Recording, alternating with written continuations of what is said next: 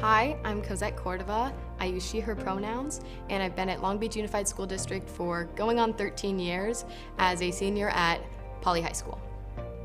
Some of the ways that I've taken the initiative to follow my interests at my own school are by enrolling in classes that fall in line with them. So for example, one thing that I'm passionate about is social justice and instilling equity in every setting that can be instilled. And so I've worked with the Student Equity Leadership Team along with Dr. Brown and Civility and Curriculum teams, which has been an extremely gratifying experience.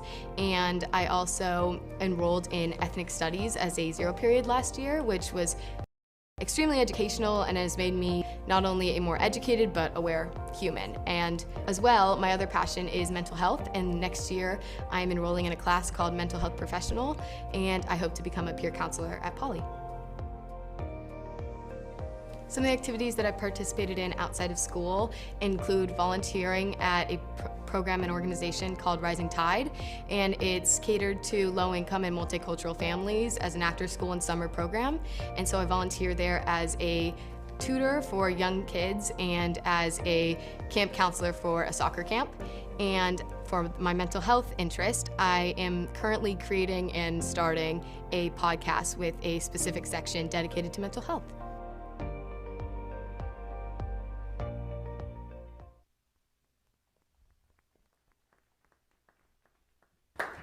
Awesome, thank you, Mr. Itzen. So I know why I missed the pledge, because I missed the whole first page of our agenda, and I failed to report that the board had a meeting in closed session regarding matters listed on today's closed session agenda, and we wish to report that no reportable actions were taken. So there we go. I'm back on track here, Brent.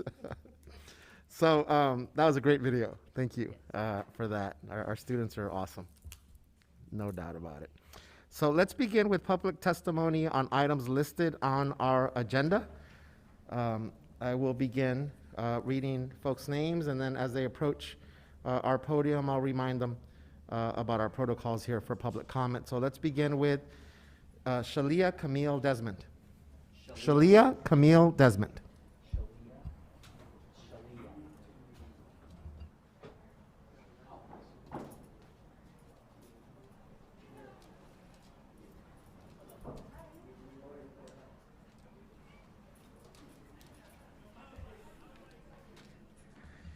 Hi, Shalia. Is that how I pronounce your name? Yes. So you have 3 minutes, and if going to address the board, you must address the chair, no individual members of the board or individual staff. Okay. Excuse me, before you start. I think it'll make things go quicker if you ask for the next person in line so they can be on deck, so to speak. Yeah, Does that because sound it takes. okay, James? Okay. Yeah. Thank you. Thank Good you. suggestion. Jazz Desmond is our next speaker. Jazz Desmond. Thank you. Great suggestion, Diana. Sorry about that, Shalia. That's okay. You can start. Okay. Good evening, school board chair. My name is Shalia Camille Desmond, and I'm commenting on item 20.1 regarding the equity policy. I'm a parent organizer with Long Beach Forward, and I'm also an organizer with Black Lives Matter Long Beach. I'm also a native Californian and a graduate of Options for Youth. I attended college in New York City, and I started my career in special education in schools there. So I've worked on behalf of schools, in schools, and now I'm working with Long Beach Forward, helping our community members engage with their schools and the school district. I'm really inspired by the courageous equity leadership presenters and the team members. They spent months working to draft the start of an equity policy for the district. Something that really stuck out to me from the equity presentation yesterday was the mother who said she integrated schools on the east side in 1975 and now stood before you asking you to help her continue building a city where her children could thrive. I felt like, as the district aligns its goals and programs with funding, the work of the parents and the caregivers of our students at the schools will be like the rubber band that holds the braid together, keeping the braid intact for years to come. So I had some questions too as I was thinking about the future. I want to raise kids here one day and raise them in LBUSD schools. So I wonder, how does this equity work impact Long Beach like 100 years from now? Or in the future, what will 2021 say on the timeline of progress for Long Beach? Because the data I was seeing and the data that was presented showed that Black students had been left out of that vision for the future. And I could sense that you all are now engaging with the why. And I really want this equity work to succeed. And I think that centering the marginalized folks among us is the right approach. We really need to center those who need it the most right now, this school year, right now. Black lives matter, Black feelings matter, and Black futures matter. But I want to end by saying I see opportunities everywhere I look. I see passionate community builders everywhere, all around me. I hear commitments from stakeholders at every level saying, I will show up to do this important work. So I'm here today to say, I am here to do the work too, and I welcome any opportunities to connect and build together. Thank you. Thank you, Shalia. Next speaker after Jazz is Maricela de Rivera. Maricela de Rivera.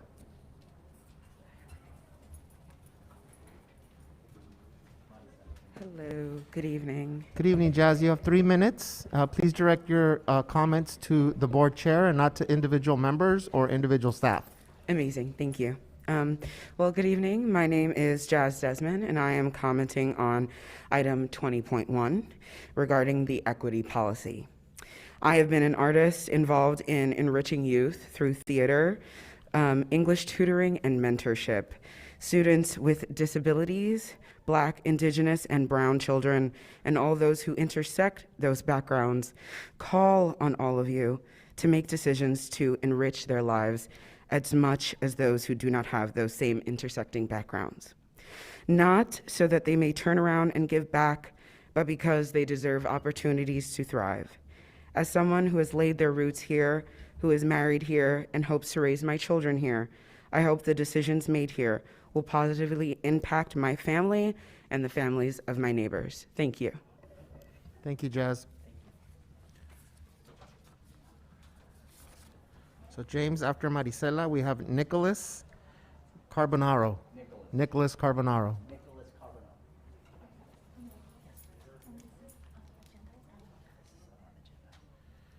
Hi, Hello. Maricela. You have 3 minutes. Please address your comments to the board chair and not to individual members of the board or staff. Okay, got it. Thank you. Good afternoon, everyone. My name is Maricela de Rivera. I am a proud First District board member, and I really appreciate you, Chair Benitez, or President Benitez, I believe, bringing today the excellence and equity policy forward. I simply want to say that as a member of the equity leadership team, I was here yesterday and part of the presentation. I wanted to come today and just say how important this is. Important that it was brought by the board. Of course, it came after many protests and years of inequity and years of struggle in our country from our founding. But that doesn't mean you had to be brave enough to say, it's time to put this in writing and make this formal, our commitment to all of our students. And I'm very proud to have been part of the equity leadership team. I'm very proud to be a parent with students in Long Beach Public Schools. You all continue to show us with your commitment to this policy, with your commitment to implementation and accountability, how important this is. And I'm just very, very grateful. There is nothing more important to me than equity. As a parent whose children go to a very well parent-supported school on the east side, we not only have a very well funded and active PTA, we also have a well-funded and active foundation. And my children have absolutely benefited from that. And I am standing here to say this equity policy is critical because there's no reason that my children should have more than the children who go to the neighborhood schools in North Long Beach where we actually live. There's no reason for it. I love my children and they're the center of my universe, but they are not the actual center of the universe. And when I talked to my soon to be, 11 days away now, first grader. And she asked what I was doing yesterday, and she asked what I'm doing today. And I told her, and she talked about her friends who live and go to school in our neighborhood, and she was like, of course I would give something up if it's fair. And I just want to remind you that that is absolutely what we're talking about. Equity is not going to be easy, and you are all brave for voting for this. And I trust that you will. I know that you will. I know how committed you are to this, and I'm so very grateful to be part of Long Beach Unified School District. Thank you so much. Thank you, Maricela. So after Nicholas, we have Lilia Ocampo. Lilia. Mhm. Lilia Ocampo, and Nicholas was first. If Nicholas is here, if he's not.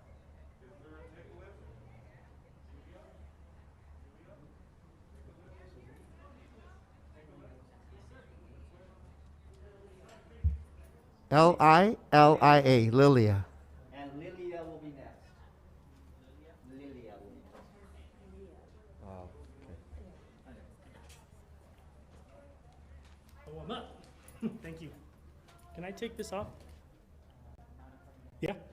No, you have to leave the mask on. You have 3 minutes to address the board, and please make your comments directed at the board chair, not at any individual member of the board or staff. Okay. Thank you so much. My name is Nick Carbonaro, and I am a professor at Long Beach City College. I want to first premise off and say thank you so much for letting me speak. The second thing I want to say is that the views expressed here are mine and mine alone, not my employer, not my wife, who works for the District of Long Beach Unified, not anybody else, just mine and mine alone. I come here because I wanted to talk to you about the video that I saw yesterday on YouTube where the critical race theory and the equity and diversity team presented. And I had a little issue with one of the things that I saw. It said, and I'll just read straight from it. It said, while the mission of LBUSD is to provide a high-quality education for all children, this policy will center the experience of BIPOC and children with disabilities to ensure that groups that have been historically discriminated against by white supremacist laws and systems will be uplifted. Now, the last time I was in this boardroom was when you guys were honoring my mom, who worked for the district for 30 years. So when I heard that, I got a little offended that my parents, me, my wife, are part of a white supremacist laws and systems. So my question is this, which I didn't hear them present yesterday on the YouTube channel. Number one, which laws are white supremacists?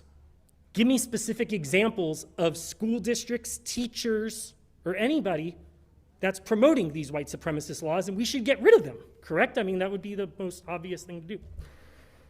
Number two, there are already laws on the books.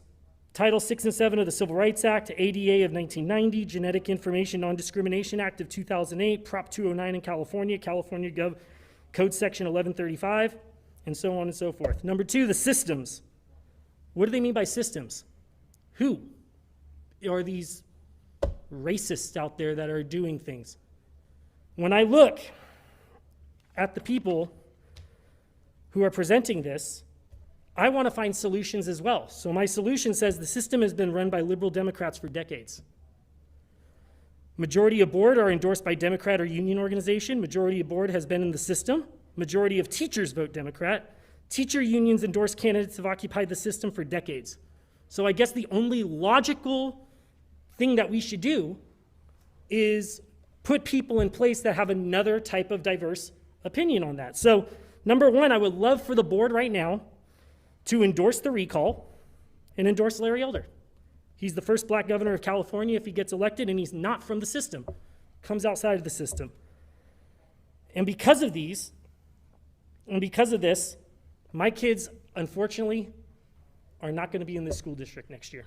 Thank you for your time. Thank you, Nicholas. Lilia's next. After Lilia, we have Mariela Salgado. Mariela is next.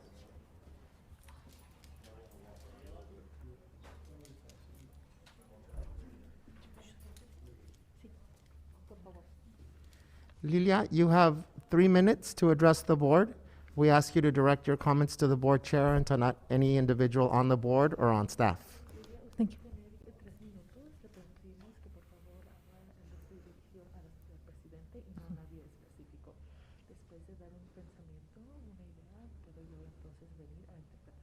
Claro. Hola, buenas tardes. Mi nombre es Lilia Ocampo. Soy madre de 2 hijos en el distrito, uno de ellos en educación especial. Ellos todavía no tienen, ellos tienen 11 años o todavía no pueden tomar la vacuna y pues por lo tanto es un problema para mí que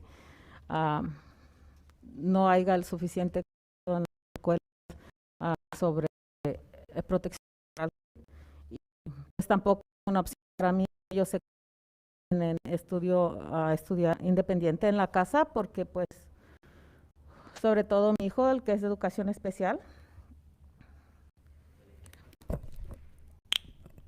Hello, good. My name is Lilia Ocampo. I am a mom of 2 children in the district, and one of them is in special education. I am here today because I want to go ahead and express my concerns. My kids are both under 11 and are not eligible for the vaccination. I am worried that there isn't enough protection against COVID, and independent study is also not an option for me with them learning from home. No creo que el aprendizaje independiente sea la opción para ellos. Se supone que los estudiantes deben de recibir servicios del distrito con instructores y personal que están calificados y con todas sus credenciales necesarias. Y yo no tengo esas credenciales para hacerlo en la casa. I don't think that independent study is an option for them. I am under the impression that the district needs to provide these services with qualified and credential staff. I am not that person. Y también no entiendo cómo es que se puede garantizar la equidad a los estudiantes que se quedarán en casa y cómo es que se van a implementar los 4 pilares que la doctora Jill Baker desea implementar este año escolar y también cómo se va eso a ver con la equidad. Entonces, por favor, quiero que consideren muy bien la forma en cómo están tratando de ofrecer su educación a nuestros estudiantes. I understand how the equity is going to be guaranteed, especially to the students that have been learning at home. How are those four pillars going to be applied? And that came from Dr. Jill Baker. How is that going to be implemented? I want to know how equity is going to be looking. So please consider these things for the education of our children.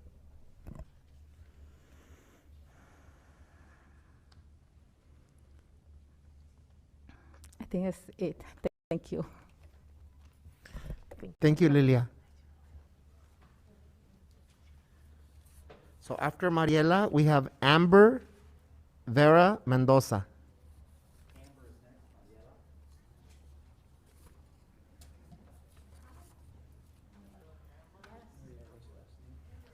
Hi, everyone. My name's Hi, Mariela. Before you begin, just want to remind you, you have 3 minutes, and please address your comments to the board chair and to not any individual board member or staff. Got it. Thank My you. apologies. My name's Mariela Salgado. I'm a parent of 2 elementary age students and Parks Commissioner. And today I wanted to support, I think Lilia spoke before me, I wanted to support that. I have a master's in business administration and will tell you that I didn't feel prepared to teach my kids. So the idea that this independent virtual study, the onus is on the parent to educate or support their child. I know a gentleman earlier spoke about, what policies, what structures, what systems. Well, virtual independent school is one system that's not going to be equitable. It's also not fair that you have parents who are monolingual. There's a huge digital divide in our city who do not have access to this information currently, who don't know that on August 20th, they have to make a decision, who aren't connected as much as other folks.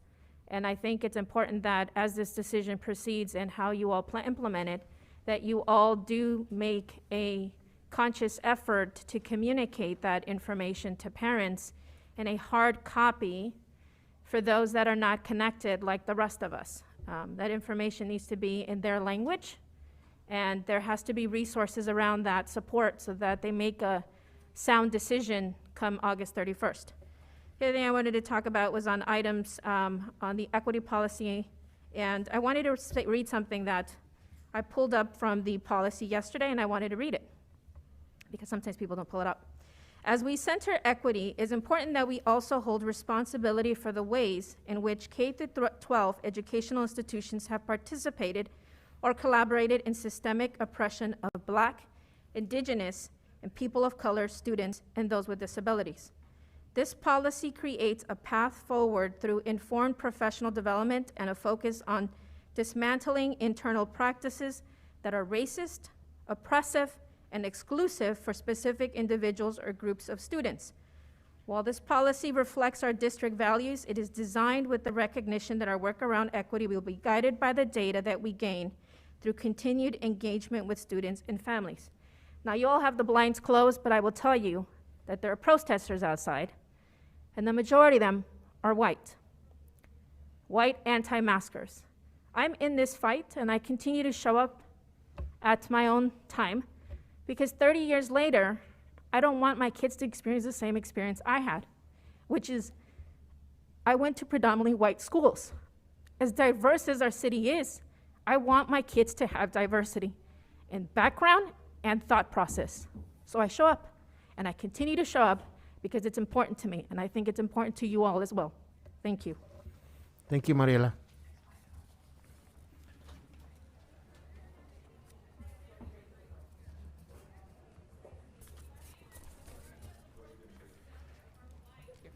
Hi, Amber. Just a reminder, you have 3 minutes. Please direct any comments directly to the board chair and not to individual members of our board or staff. Okay, thank you. Good evening, school board members and staff. My name is Amberveda Mendoza. I am speaking today regarding agenda item 20.2. I am currently a PTA board and school site council member, an active parent in my school community for 4 years, and a parent of 2 District 5 elementary school age students under the age of 12, one of which is at high risk of serious and deadly outcomes from COVID-19. I'm here again for 2 reasons. First, I would like to thank the board, Dr. Baker and Mr. Moskowitz, for finally clarifying that a student will not lose their spot at their home school if they choose independent studies, and addressing the community's feeling of being punished if they chose independent studies. Also, to Dr. Brown for sharing the reasoning behind the district's strategic communication of information driven by daily changing data and guidance. Although I believe many families like mine want to know all the information as soon as possible, I understand and appreciate the reason. May I suggest a greater effort in communicating the reasons behind the strategy to the public from the beginning? Second, I am here for clarification and answers to the remainder of my questions regarding independent studies. They were not answered at all at the pre-recording webinar or during yesterday's workshop. There are over 2,300 questions submitted for the webinar, and the district handpicked only 15. Why? Again, that is less than 1% of the questions submitted.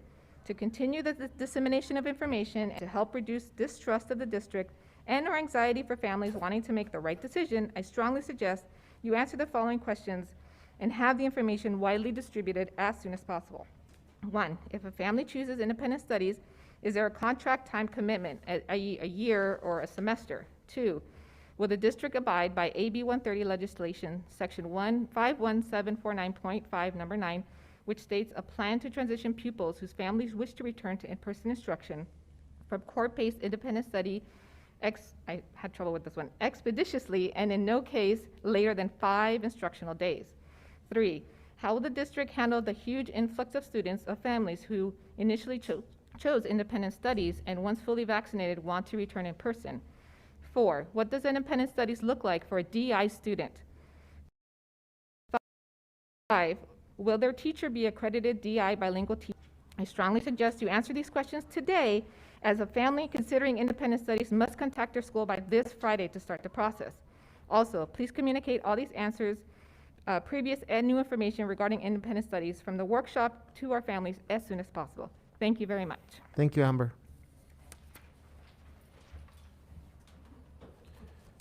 So those were all the public comments that we had for items on the agenda. We will move on to public testimony on items not listed on the agenda. And we will start with Arthy Harper.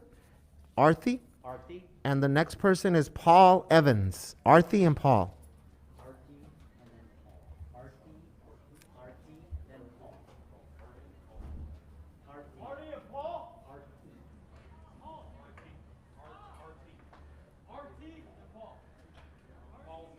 Paul will be second.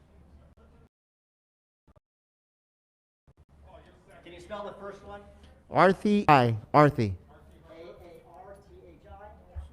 Thank you, Arthy. Yeah, it's Artie, but she pronounces it Arthy. Yeah.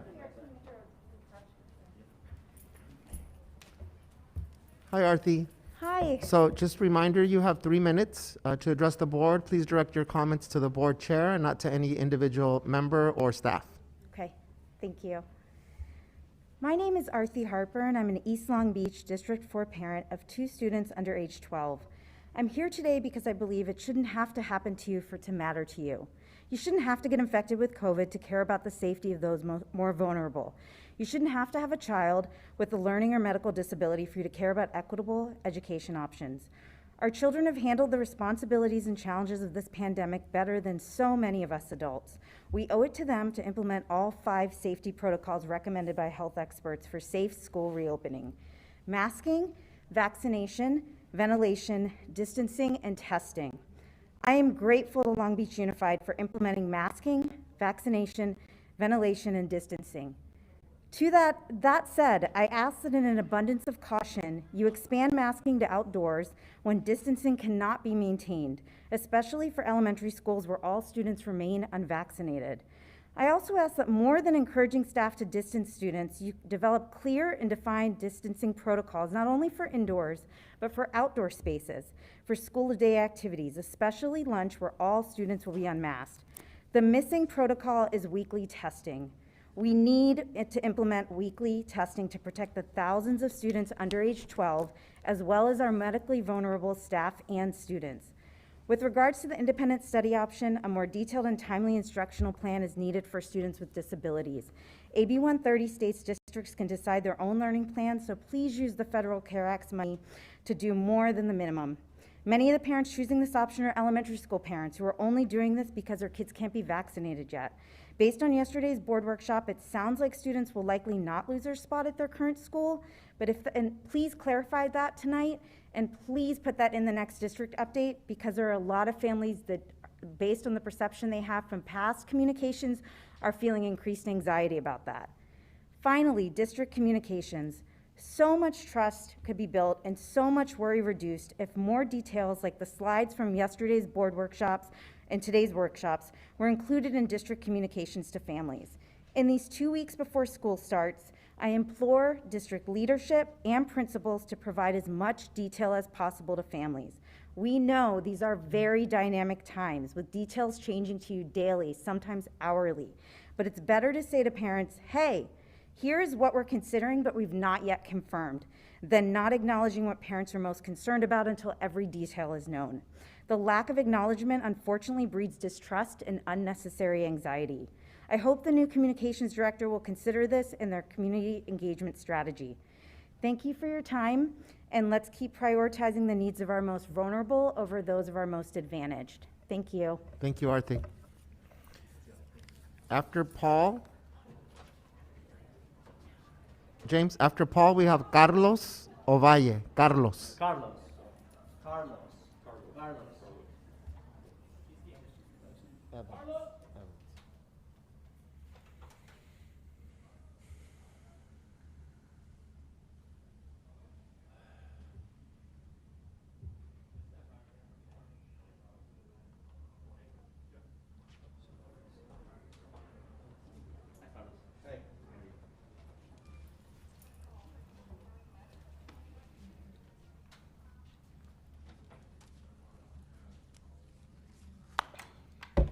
Hi, Paul. So you have 3 minutes to address the board. Please direct your comments to the board chair and not to any individual member of the board or staff. The comment is to everybody, to all the board members. My name is Carlos Ovalle, 7th District. Oh, sorry. Excuse me, Carlos. James, we had Paul before Carlos. Correct. He refused to wear a mask. Okay. Sorry about that, Carlos. Yes. Not a problem. I have a lot of friends and family who are frontline medical doctors, registered nurses, who get to see all sorts of unfortunate incidents. They get to hold people's hands as they die on a ventilator. A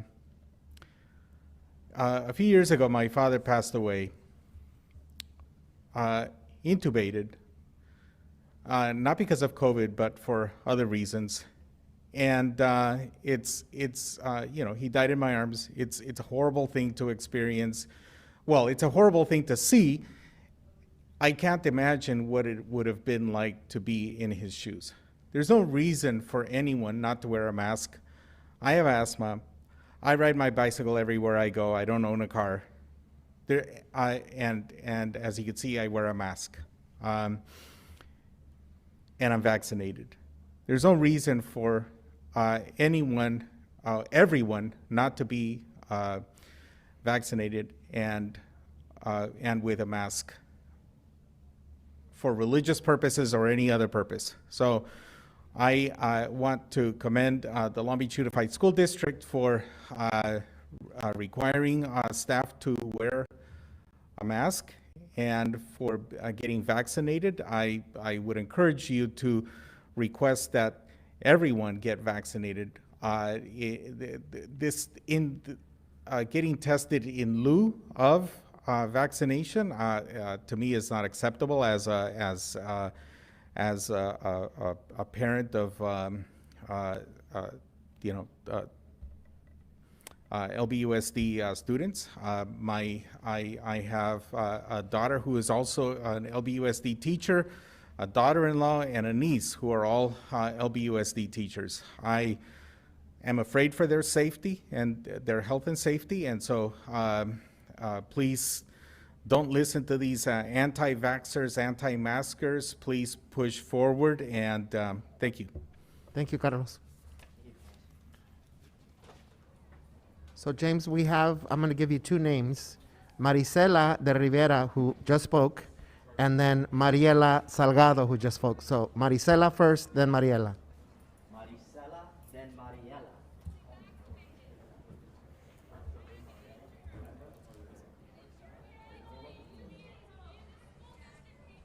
Maricela Mariela. Maricela Mariela. Mariela.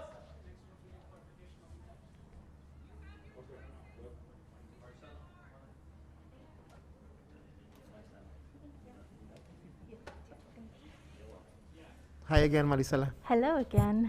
I just wanted to speak on reopening, I guess it's not called reopening anymore, it's the beginning of school.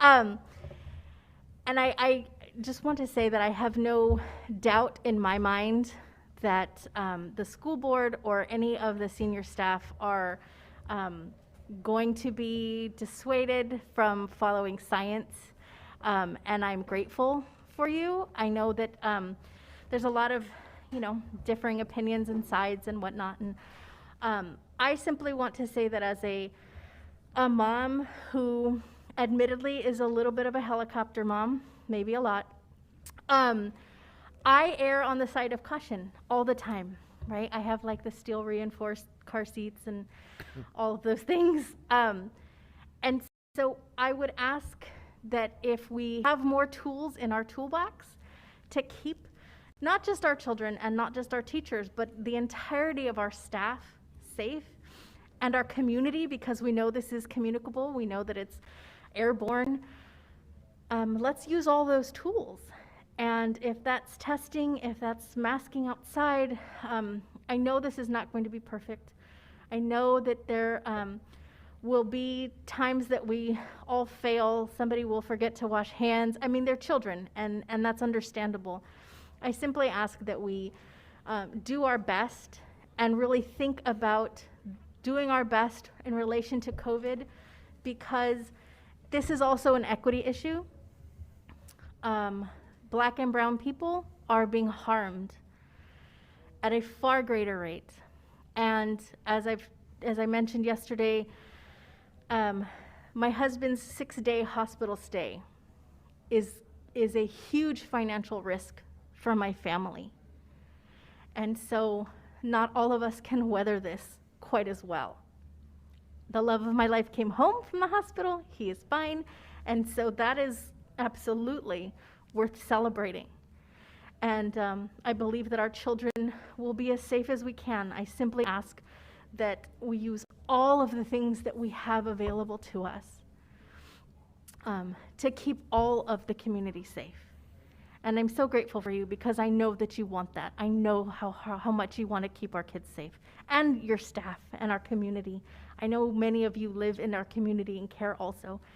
And so I just thank you, Dr. Benitez, for this time. Thank you, Good night, everybody. Thank you, Maricela.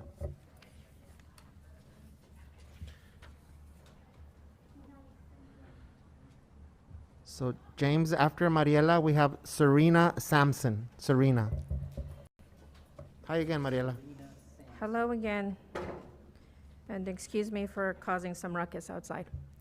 My name is Mariela Salgado, and I wanted to speak on 2 items that are not on the agenda today. One is regarding budgets. LBUSD received $211.9 million in ESSER funds to be used through 9/24 to address the impact of COVID, including learning loss and the increased need for mental health services, and to meet the needs of low-income students, English learners, students of color, students experiencing homelessness, students in the foster care system, and students with disabilities. Districts must involve parents and other stakeholders in developing a plan to use these funds. Given the plans are due on October 29th, what are your plans for robustly engaging the community in decisions around how to use the $211 million? I also wanted to say that, I forgot to say that earlier, I wanted to applaud the equity leadership team and their efforts, as I know we're all trying to stay involved and engaged in the process here. The other thing I wanted to just mention is, yesterday I spoke as a small business owner. I just wanted to say there was an article on ABC News regarding COVID testing. And they did a baseline COVID testing spots where 3,600 plus positive cases were captured. It says here, with the LA Unified District requiring students and staff to go COVID-19 testing, baseline screening conducted in the past 2 weeks uncovered more than 36 positive cases. Now, there's a number of people protesting here about whether we should wear a mask, whether we should or shouldn't, you should get vaccinated or not. I'm not here to argue with people, but I do think that because we have so many people on different spectrums of this argument, in some ways, we should do everything we can to protect our kids. And I know that if we're pushing as many of our students back in the classroom, then keep my baby safe. Have people tested. I know going through summer camps, I've seen it. A board member expressed yesterday how we as parents sometimes, we send our kids. I don't know that I've never sent my kids with a fever, but I've seen it. My kids have gotten sick. It just can't trust people. We're all it's a collective responsibility, and it's on you all to put that forward so that we test everyone weekly and make it happen. I implore you again, and I appreciate your time. Thank you so much. Thank you, Mariela. After Serena, we have Dana Tannard. Dana. Hi, Serena. Just a reminder, you have 3 minutes. Please address your comments to the board chair and not to any individual member or staff. Okay, thank you. I come to you guys as a science teacher, and I'm bound to the next generation science standards. Those standards have science and engineering practices, and within them, number 7 states that we're to teach children argumentation through evidence. And so I have been doing nothing but research since this entire thing began, and I've been circumnavigating around all of the chaos, and so I would like to present to you the research. And I urge for you, as our leaders, to go to the health department and in the Los Angeles County and the Long Beach County and demand from them the evidence that tells us that masks stop the virus and that they help with this. And I would also like you to go and do the research, or demand of them the research that they do no harm to children. So now I'm going to present you with the evidence that I have that they do harm. You have all the board members, you have received a PowerPoint from me last night, and it is filled with research articles and tons and tons and tons of links. I encourage you to do that. And so this is what we call critical thinking. So in the education system, I'm going to encourage you to also do some critical thinking. First of all, masks do not work. You have a virus that is extremely small. It is a nanometer, and the cloth between the typical medical masks is a micrometer. And so these are one one thousandth to each other. And so what that means is if I wanted to stop mosquitoes coming in my backyard, I'm putting up a chain link fence. That's what it's equivalent to. So they do not work. They are petri dishes. So more people died in the Spanish flu from wearing masks, from bacterial pneumonia that formed in their lungs from wearing masks. So I will demonstrate to you that this is doing harm to our children. They're breathing in bacteria all day long, and it's causing them to be sick. All right, some of the other things that it causes is a lack of oxygen to the blood. And so I would encourage all the parents watching right now, I would encourage you to get an oxygen monitor. You can get them very cheap, hook them up to your child, and if this mask mandate goes into place, you can monitor their oxygen levels. If it goes below a certain level, it is dangerous for them, and that can be a potential lawsuit. And I would urge you, I do not like lawsuits in the school district. It takes money away from our children, and that's very upsetting to me. Some of the direct effects of lack of oxygen in kids, so this is called hypoxia, and some of the side effects would be headaches, which I know some people have already, I've witnessed people that have had masks on for a while, and if you're getting a headache, that is why. It's a lack of oxygen in your blood. Weakness, immune system. Thank you, Serena. Your 3 minutes are up. Okay, let me just real quickly. You only had 3 minutes, Serena. We heard you. Thank you. Your 3 minutes are up. Thank you, Serena. We heard you. Your 3 minutes are up.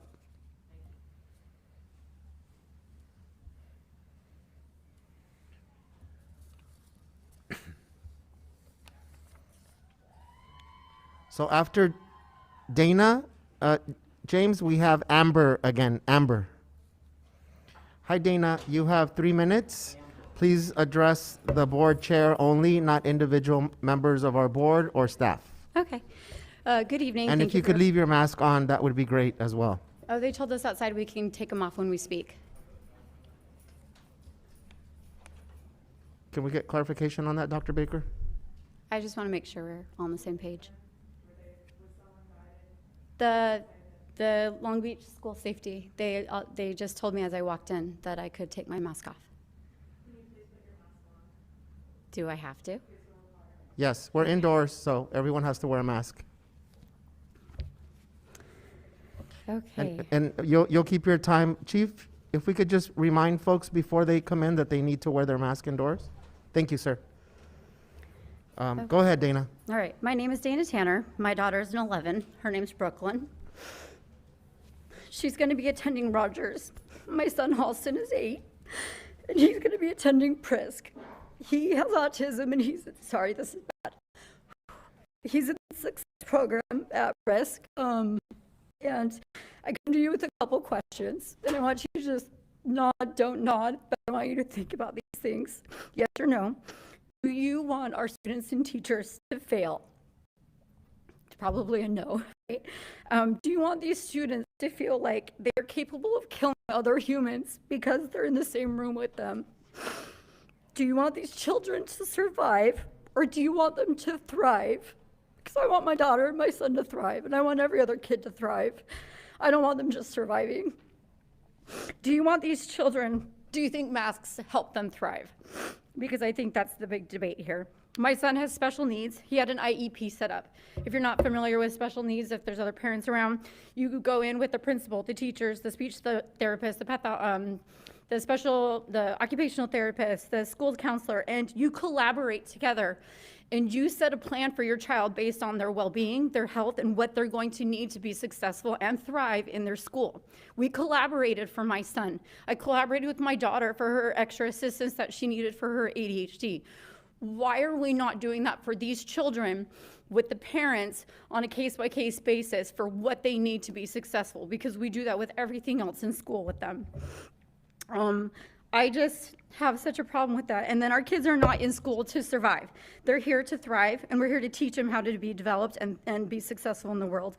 From county supervisor meetings, school board meetings across the state, paragraphs of data have been presented with facts that attest to the collateral damage. And the collateral damage is so much greater to these children than just this small 0.006%. And that's my biggest concern here. I can state statistics, we all can. I can state research, we all can. We all have an argument with numbers. These numbers are so small that they would never even been considered in any other threat, in any other circumstance. I could simply continue to send my daughter, who's 11, to school with a diaper because there's a 0.006% chance that she's gonna poop her pants. But like, I just don't see that happening, and it doesn't, the means don't justify the reasoning for it. And our kids are more likely not to wash their hands correctly and give each other salmonella than this virus. This is not just about getting through a pandemic. It's not just about getting by. It's about creating a foundation of strength for our youth to feel empowered and develop to take on the world and not be afraid of the world. We can't live like that. Our family units need to take responsibility for our families, our health, make sure we take care of our kids. We have good nutrition. We have good facilities. We make decisions that affect the health and livelihood of our children, and we should send them to school ready. Thank you, Dana. So James, I believe Paul was coming up.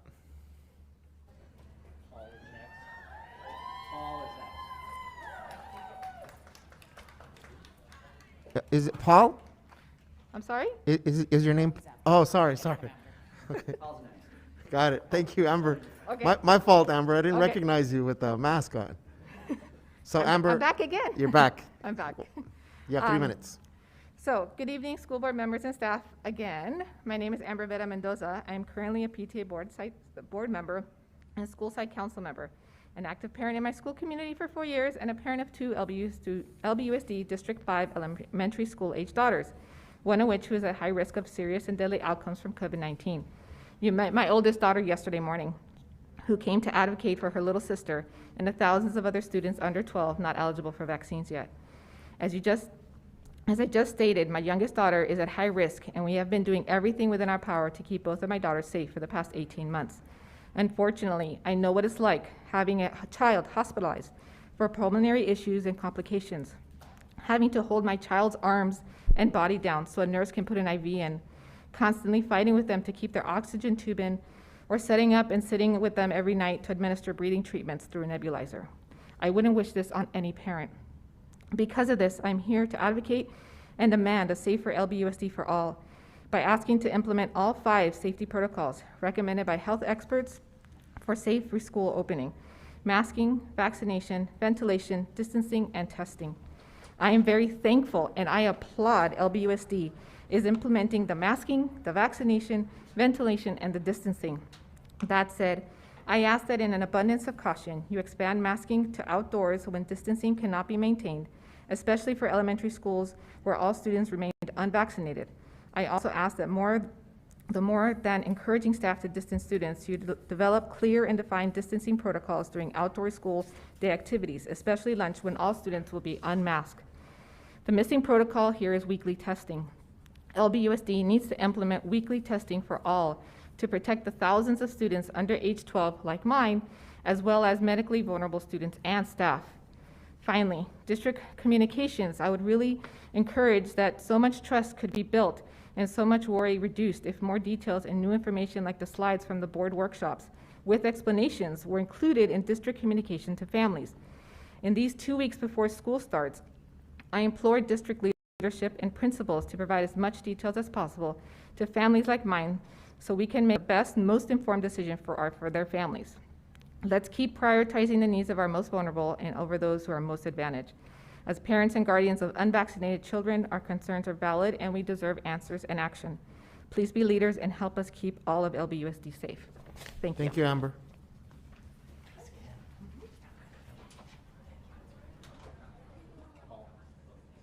So James, after Paul, we have Ava and Ethan.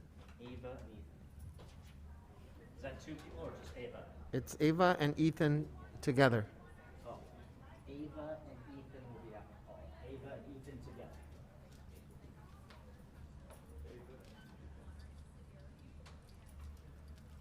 Hi, Paul. As a reminder, you have 3 minutes. Please address the board chair, not any individual member of our board or staff.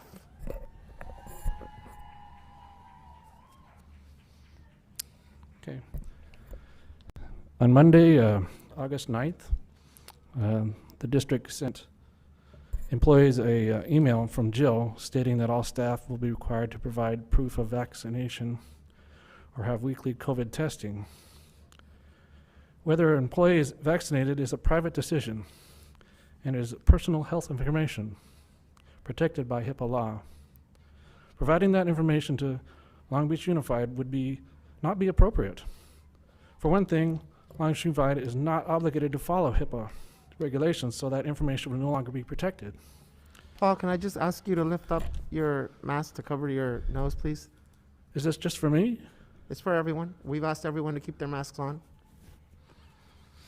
Thank you. So all COVID vaccinations in the United States are only available through emergency use authorization. As such, they are defined as experimental.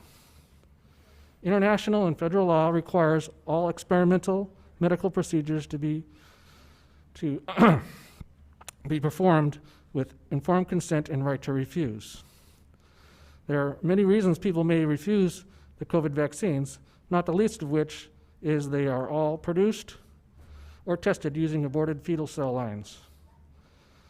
Section 564 of the Food, Drug, and Cosmetic Act prohibits consequences for refusing an experimental procedure beyond those authorized by the Secretary of the U.S. Department of Health and Human Services. The COVID vaccines were issued emergency use authorization without any consequences allowed. Employees whose vaccination status is unknown are being considered unvaccinated. Requiring unvaccinated employees to undergo testing is a consequence and is prohibited by Section 564. Besides, the PCR tests are also approved under emergency use authorization and require consent and can be refused. The excuse that the EEOC allows employees to issue vaccine mandates is incorrect. What they stated is that they do not enforce emergency use authorization laws and have no jurisdiction over that section of law. The vaccine and testing requirements must be dropped. And I don't understand this public meeting where the public's not allowed. And I also don't understand why you refuse to follow the health orders of Long Beach, which allow exemptions for masks. You guys are willfully violating the law for public meetings as well as this mask mandate today, right now.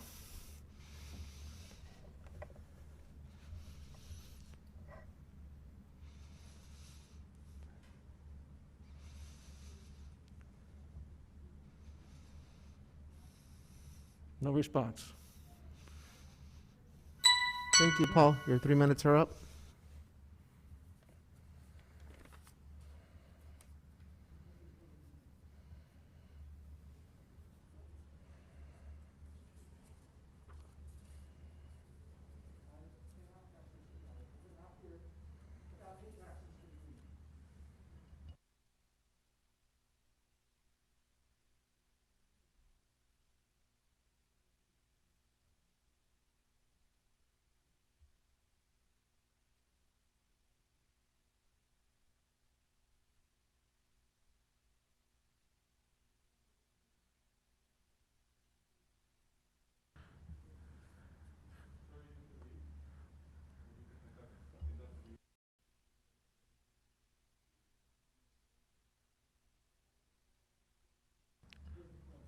Board, I say we take a 5-minute recess at this point, and we'll return shortly.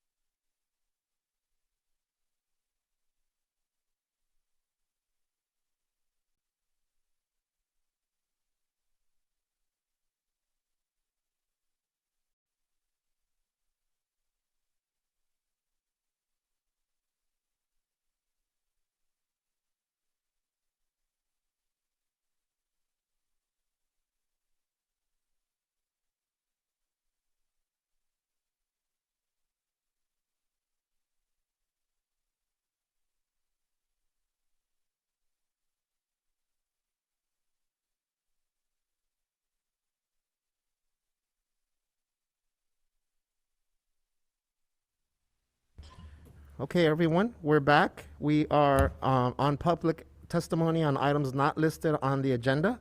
And our next speakers, James, are Eva and Ethan. And then after that, I believe it's Julian? Jillian or Julian?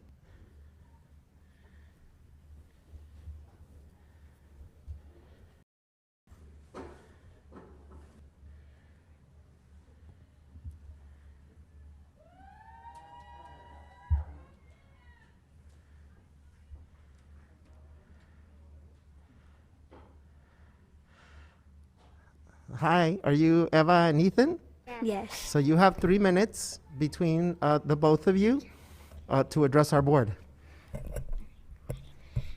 Hi, my name is Ethan, and I would like to introduce myself. I am 7.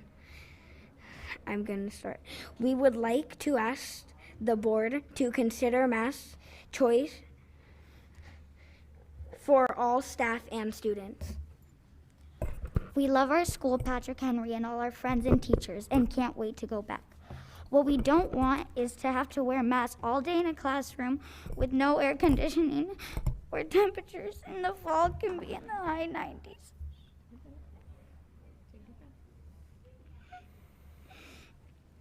It's okay, we're listening. Take your time, we're listening to you. Not being able to see my friends' smiles at school has made me sad. It's also very hard to hear my teacher sometimes, and it's super important because we are in a dual immersion school and learning a second language. My best friend, our neighbors who are also here, and several of our other friends have all left LBUSD because of the mask mandates and school shutdowns. Please don't make us have to leave too. Again, please consider allowing all staff and students to have mass choice. It's the right thing to do. Thank you. I also just want to quickly address one of the speakers who previously said something. She made a comment that the majority of the people outside are white, and that is absolutely inaccurate, and I just don't want the false narrative to be painted here. I'm a first-generation Cuban American. My children are Cuban and Costa Rican. We have Mexican friends, African American friends, and people of all races, cultures, and backgrounds outside. This is not a racial thing. It's about doing what's right and allowing our children to have mass choice. Thank you. Thank you.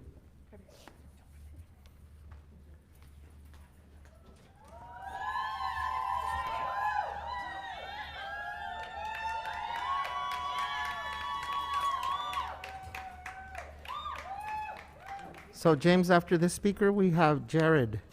Jared with a J. Jared, thank you. So is it Julian or Jillian? Jillian. Jillian, thank you. You have Jillian. 3 minutes to address our board. Please address your comments to the board chair and not to individual members of the board or staff. The school board is supposed to represent the parents and the families. There is a large number of families that are not being represented nor heard. Mask wearing should be optional. Parents are not interested in co-parenting with the school board or with the CDC. If we listen to science, why are you not listening to Fauci's early emails that stated masks are nothing more than peace of mind? For people who are worried about COVID, they should stay home or wear 2 masks for the rest of their lives. Let the rest of us get on and live ours. We don't want to use faulty PCR testing that we know if we have a cold, will come back positive for COVID. We must stop you with masks because we know what your next step will be, testing and vaccines, and that violates the Nuremberg Code. You will be breaking the law. If you take your job seriously, then you should really consider all areas that these children could be harmed. I'm torn between keeping them home and homeschooling them or sending them to school where my 5-year-old is going to attend kindergarten for the first time and he's not going to even know what his classmates or his teachers look like underneath a mask. We know these masks don't work. We know that the tests that say we're sick don't work. Do you care only about the physical appearance, or do you care about their mental health? What is this going to do to generations down the line? You don't know. Those tests aren't being done. And for the people who are scared and paranoid or whatever, they should stay home. They should mask up. They should get the vaccine if they want it. They should test weekly if they want it. But leave me and my family alone. This is still a free country, and that's why we're here fighting, because we want to keep it that way. If you don't hear our concerns and listen to our request, you're going to be out of jobs, because we're hundreds of us just right here are willing to pull our kids out. You're going to lose over $50,000 for my 3 sons that are currently enrolled in Long Beach Unified. And if you make masks or vaccines mandatory, we're out. You're not going to get funding. And I'm not the only parent. You can hear them all. We are united. We are united. So reconsider what your job really actually is and think about who you're selling out to. You just want to be popular? You just want to go with this new agenda that's recently come about? Or do you want to really Thank you, protect the Jillian. kids? Your 3 minutes are up. Thank you.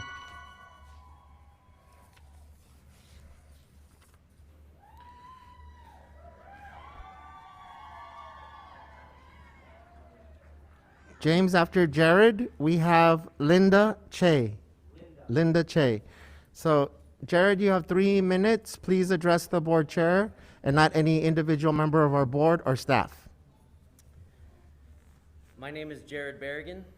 I have 3 children attending Long Beach Unified Schools, and I am here to talk about the abusive, unscientific, and despicable mask mandates that you have put on our kids. I am not here to call COVID a hoax and deny that it's real. COVID is real, has caused injury to many, and severe injury and death to a portion of our population that was tragically vulnerable to it. But our kids are not among those vulnerable.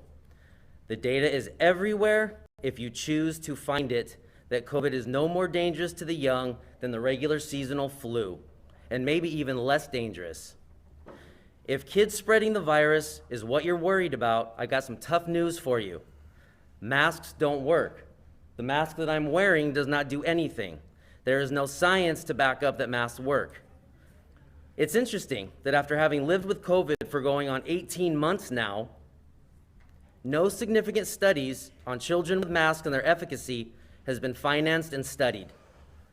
You'd think that might be kind of important if public health was your primary concern. You don't know what you don't look for, and no one cares to look. You would think people like yourselves would question that and demand real evidence of it working before you demand our kids put on something that makes them breathe back their own carbon dioxide. COVID is a virus that is broken down into very fine particles that go right through masks like a mosquito would go through a chain link fence. It does nothing. The science community used to know this, which is probably why in February of 2020, everyone's favorite doctor, Anthony Fauci, told a friend of his through email that she didn't need a mask when she was traveling. Or again, in March, to 60 Minutes, that masks only make people feel better. It's not really providing protection. Is that what this is all about? Making people like you feel better?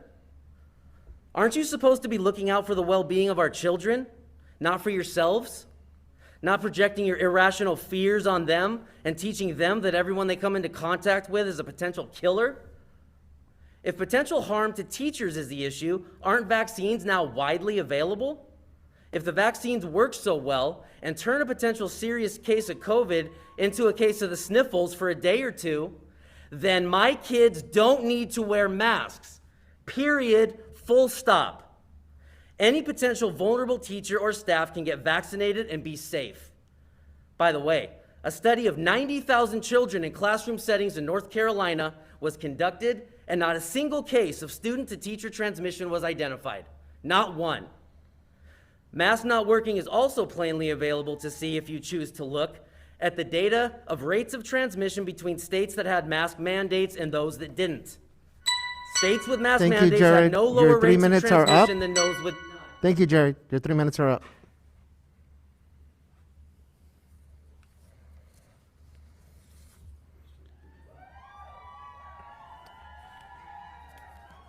So after Linda, we have Christina Lee. Christina. Sorry. Christina's next, yes. Are you Linda? Lindy. Lindy, sorry, Lindy. Lindy, you have 3 minutes to address Thank you. us. Please address the board chair and not any individual member of our board or staff. Thank you. The item that I'm talking about is not on the agenda for August 18th. Good evening, all board members. I would like to introduce myself. I'm Dr. Lindy Chia. I am a product of the Long Beach Unified School District. I am also a resident in Long Beach, and I also work in Long Beach. I'm here today because I'd like to ask you a question, and that is, how is the LCAP funding being allocated? I want to ask this question because I'm requesting that you please consider allocating a portion of this funding to the Khmer Dual Language Program. And the reason is because time is ticking, and we can't wait to delay a plan of action. Because a lot of students in the Cambodian community suffered different types of traumas, not only with their current situation, but from the previous generation, where they came from the Cambodian genocide. And I feel that as we delay, we're robbing our youth of their opportunity to learn about their culture, their language, and their traditions. So we all know that it takes a village to raise a child. And I'm sorry I'm breaking up because I'm so devastated to see that as of right now, they're still struggling. And I see that during this hard time, there's so many anti-hate crimes committed toward the Asian American community. Have we not suffered long enough with the generations before us? And why are we still having to continue to receive this type of treatment? So I stand here before you today because I want to express to you that I believe in the Long Beach Unified School District.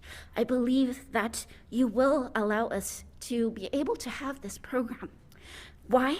So that you can ensure that the students not forget where they came from, and for other non-Khmer participants and students to get an opportunity to learn about the culture. Furthermore, I'd like to say I am a proud graduate of Rogers Middle School. I'm able to read, write, and speak in Spanish, and that's thanks to the program that the LBUSD has provided. And today, I'm able to serve the community, not only the Cambodian community in Long Beach, but also the Latino community, and be able to speak in their native language. Now that is the product of what you have given me. And so please, I ask you and I urge you to consider allocating a part of your funding for the Khmer language, the Khmer dual language immersion program. If not a full program, at least some type of after-school support so that we can build upon this program. Thank you so much for your time, and I hope you have a great evening, and thank you for your generosity. Thank you, Lindy.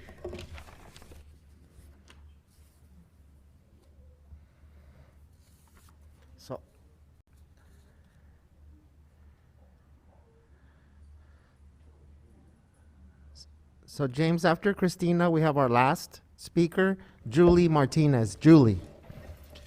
Hi, Christina. You have 3 minutes to address our board. Please address your comments to the board chair and not to any individual on the board or on staff. Okay. Buenos dias. To President Dr. Juan Benitez, board members, Superintendent Dr. Jill Baker, and executive staff. My name is Christina Lee, and I am a product of the LBUSD. I am also a LBUSD parent of 4 children. My oldest graduated from Millikan High and is currently going to be a second year at UCSD. And he also is a lifeguard at one of our beaches here. I have a family practice in Long Beach, and I am also a pastor at the Long Beach Cambodian United Methodist Church here. Khmer dual language is very extremely important for children and for the community because I can share with you at my family practice, I have had difficulty hiring a competent Khmer nurse who can speak confidently and to serve our Khmer patient, especially the seniors with limited English. By having a fluent and competent Khmer speaker, it will allow doctor's office to effectively communicate with patients about symptoms and to provide us physician with proper diagnosis and proper care plan as well. Without having fluent Khmer speaker as staff, miscommunication can put patients' health at risk. Therefore, it is very important for the medical professionals to have accurate information about patient and our line of work. The fluency of the Khmer language program can prepare students in their role in the medical field, allowing them to serve the Khmer community both within the Long Beach, nationwide, and also outside the country. And for that matter, any important fields that involve interaction with people. Therefore, it is very important that the LBUSD allocate the necessary funds for the implementation of the Khmer heritage language for this academic year, and for Long Beach, the Khmer language program that can be taught 2 times a week in the school district as part of the curriculum, while the team is working on developing the process and the curriculum to implement the Khmer dual language immersion program before the budget gets exhausted. My children are too old now to be in the Khmer dual language immersion or to benefit from it. However, it will benefit other young children when the program is implemented.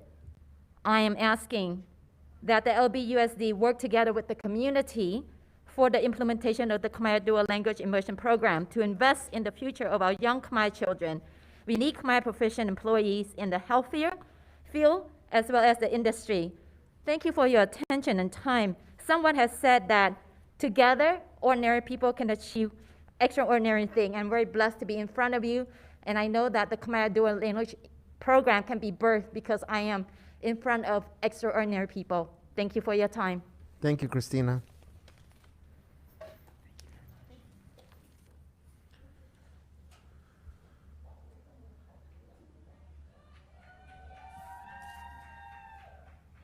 Hi, Julie. You have 3 minutes to address our board. Okay. Please address your comments to the board chair and not to any individual member or staff. Okay. Hi, my name is Julie Martinez, and I live in Lakewood. My sons go to Millikan and Bancroft. I'm here to discuss why you continue this charade of masking our kids when you know that masks do not work. There have been plenty of studies to show they do not work, and I have sent you all the emails showing all of you these studies, which I have received no response from you or any, including the superintendent. Our children are being hospitalized more for bacterial and or respiratory viruses like pneumonia and RSV over COVID. That's because they are breathing in their filth and spit and snot all day long with no breaks. During this pandemic, over 80 million children nationwide, that's how many children, only 335 died from COVID, and most of them had 2 or 3 comorbidities like leukemia. We all need to quit counting cases because we know the PCR test has been proven invalid and cannot distinguish between influenza or COVID. What happened to pediatric influenza, which killed more kids than COVID? More kids have died by suicide and drug overdose in this pandemic. Just alone in Clark County, Nevada, 11 high schoolers killed themselves. My own son has lost friends to suicide and drug overdose. Because the call centers nationwide have been inundated with calls through the roof from kids desperately wanting to connect with someone because you guys have robbed them of it. For what? A virus that has become so political now. For what? Because they don't want to get an experimental poison and die? The adverse reactions and deaths are through the roof right now, and you can find this on the Vera's website, which is extremely backlogged. Last count was 11,000 plus have died from this vaccine that you want to pump our kids with. Kids are dying from heart attacks and myocarditis from these experimental and unconstitutional methods, which are nothing more than control. What is your purpose and your point for this? It's obviously not about the safety, emotional, mental, and social well-being of these children when you're totally violating their constitutional God-given rights, also violating the Nuremberg Code, which states the foundation of ethical medicine that no one should be coerced to participate in a medical experiment, that individuals' consent is absolutely essential. I am sure all of you have heard about that code.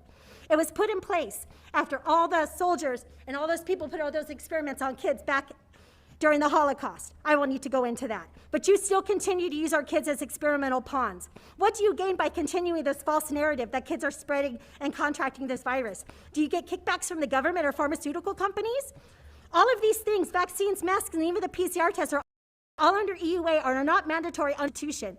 I mean, we all know that. One of the biggest donors to the American Pediatric Association is Pfizer. Did you also know that Pfizer is the maker of the cure for the 2 most common side effects of these vaccines, myocarditis and blood clots? How funny, let's follow the money. I said, you need to end these mandates now and these forced vaccinations because the blood of our kids are on their hands. I hope you can sleep at night and may God have mercy on your soul. I'm done. Thank you, Julie. So that concludes our public testimony. Oh, okay. Okay.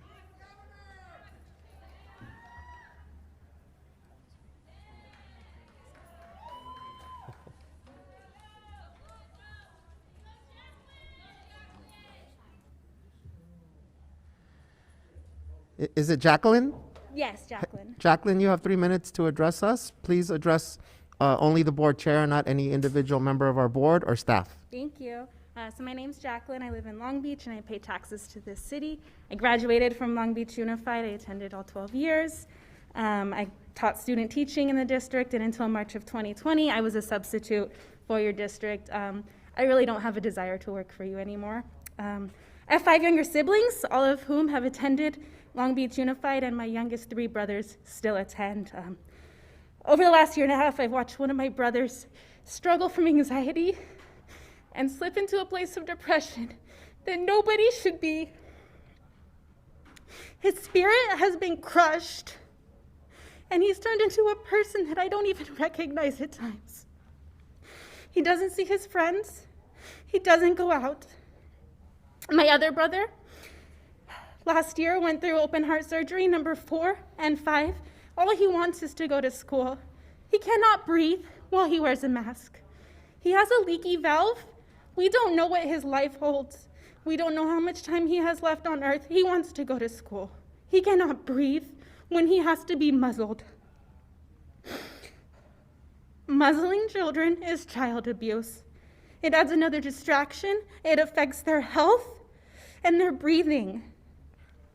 And what about children learning English? How are they supposed to see facial expressions when their teachers are covered up? Enforcing this hides smiles and crushes spirits. According to Merriam-Webster, the definition of freedom is the quality or state of being free, such as the absence of necessity, coercion, or constraint in choice or action.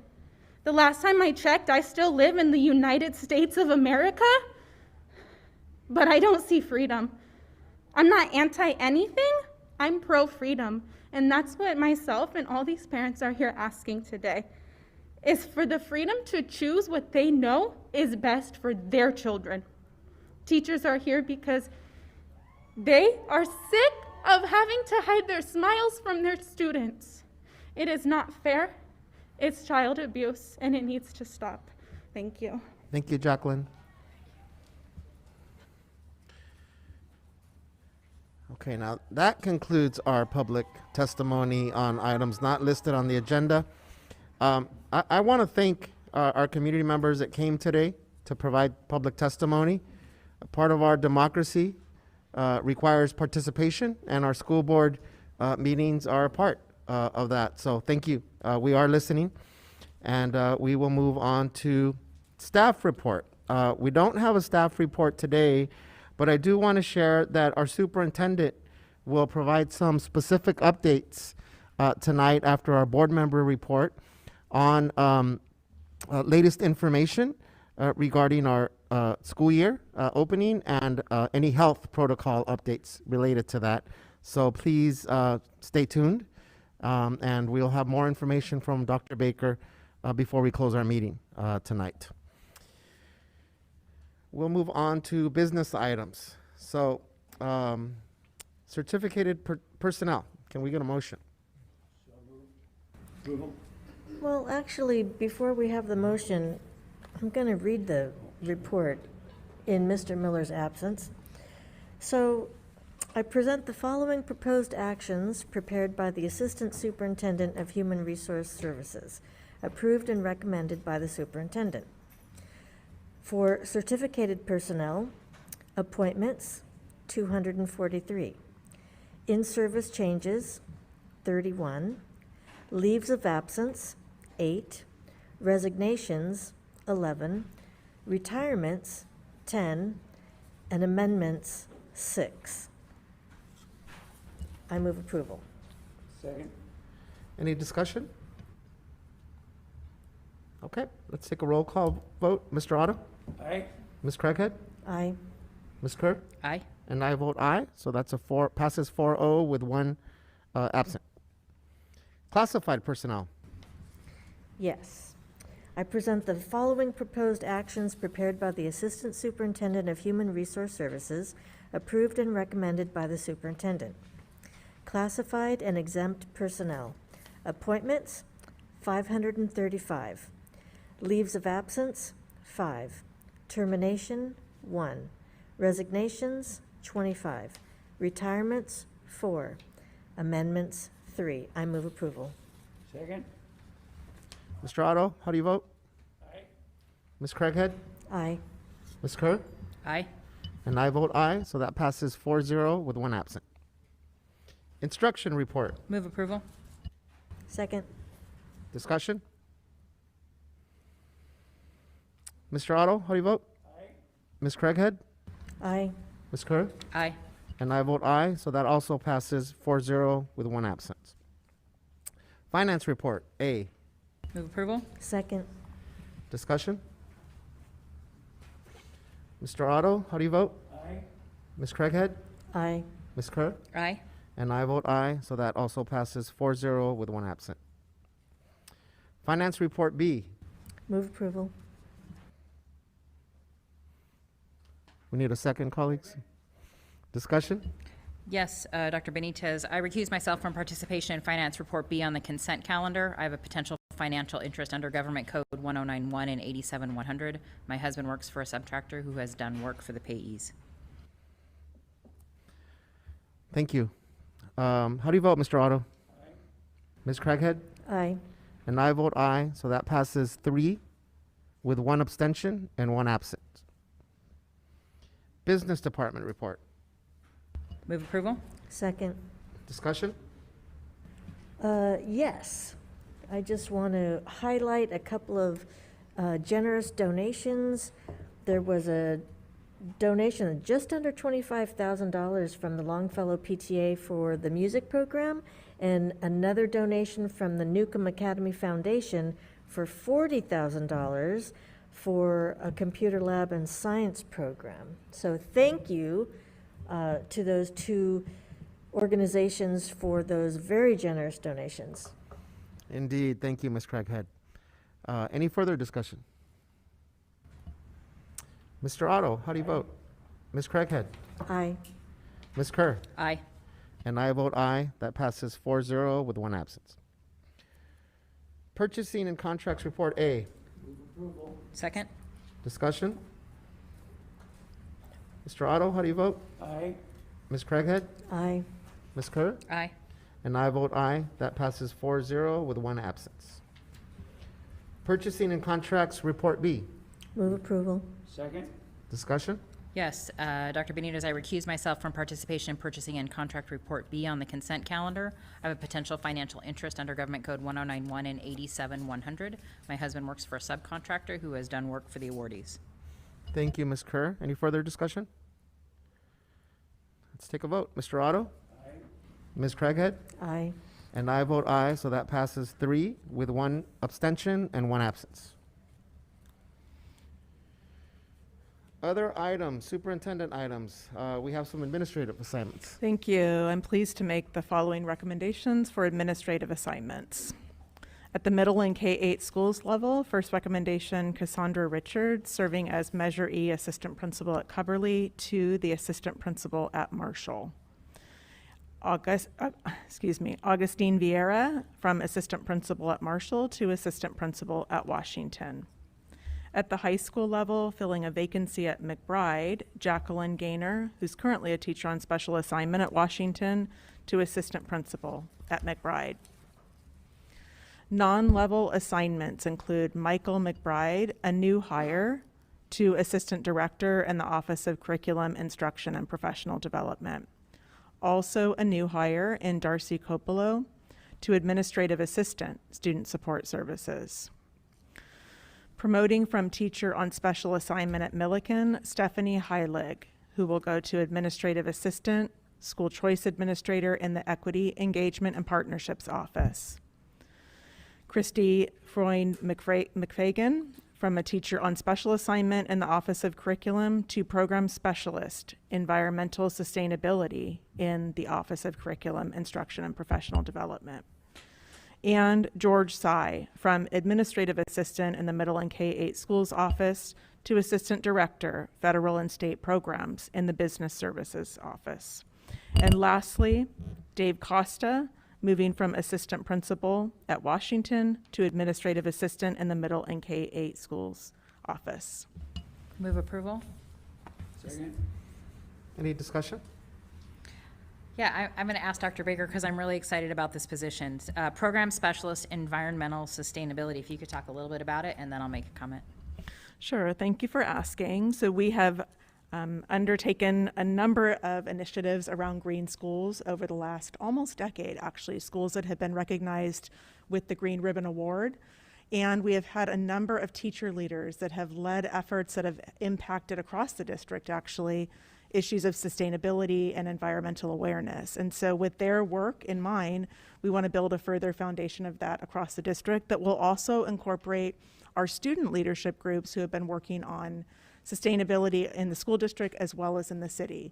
And so Christy will bring together both students and adults in the curriculum office, think about how to design curriculum and other materials for our classrooms, and also coordinate things like the Green Summit that has been done after hours by a team of very dedicated teachers. Now they'll have someone to support and to lead that effort with them. I want to thank you for this new position. I think I was fortunate to be engaged at Longfellow and Hughes, 10, 12 years ago with some of the early pioneers in getting us to go green. And I know that their work spanned everything from tree planting to recycling to litter, but also working with the district on energy savings, facilities, and looking at that big picture, so that we have someone who can now coordinate the effort of the really talented people we have working in this district, both at the teacher level, at the volunteer level, and students and staff within the business department and facilities, is really exciting to me, and I think is a great statement to the work that we've been asked to do, that we know we're tasked to do with current legislation as well as upcoming legislation. And I look forward to it. And I really appreciate that it's housed in our curriculum office and not necessarily in our business services or our facilities office, because we know the climate crisis is real and urgent.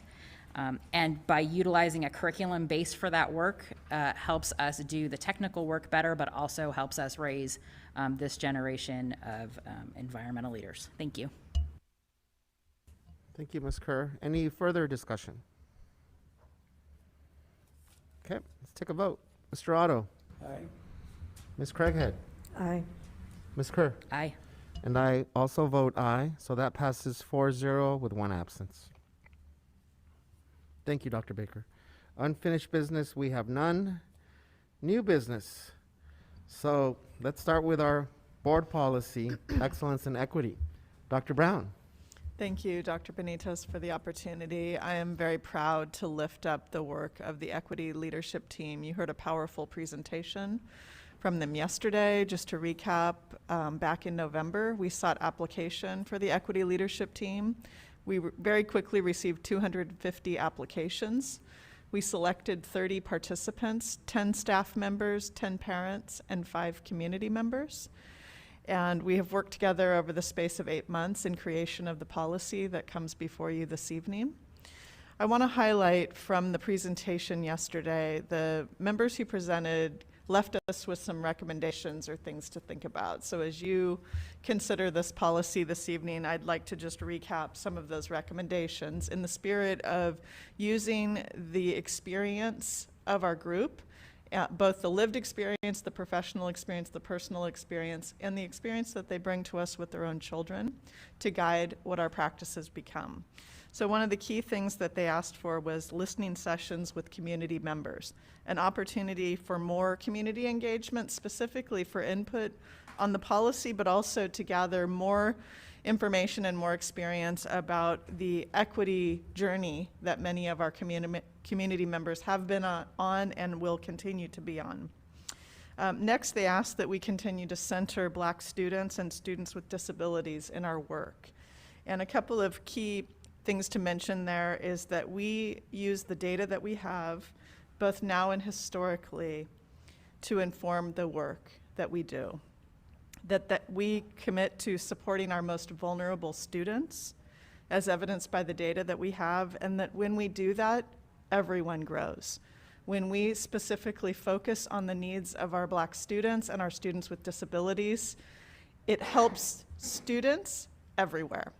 And that was something that was really a part of the presentation yesterday. Additionally, they asked for some action planning around work that we are going to do.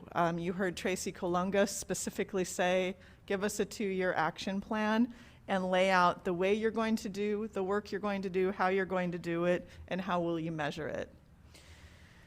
Lastly, they asked for study sessions on the excellence and equity initiatives, which will be refreshed through Dr. Baker's goals. And there's a real link between what the committee is asking for, the goals that Dr. Baker is moving forward with as our superintendent, and the multitude of initiatives that we have around the equity work that we're doing.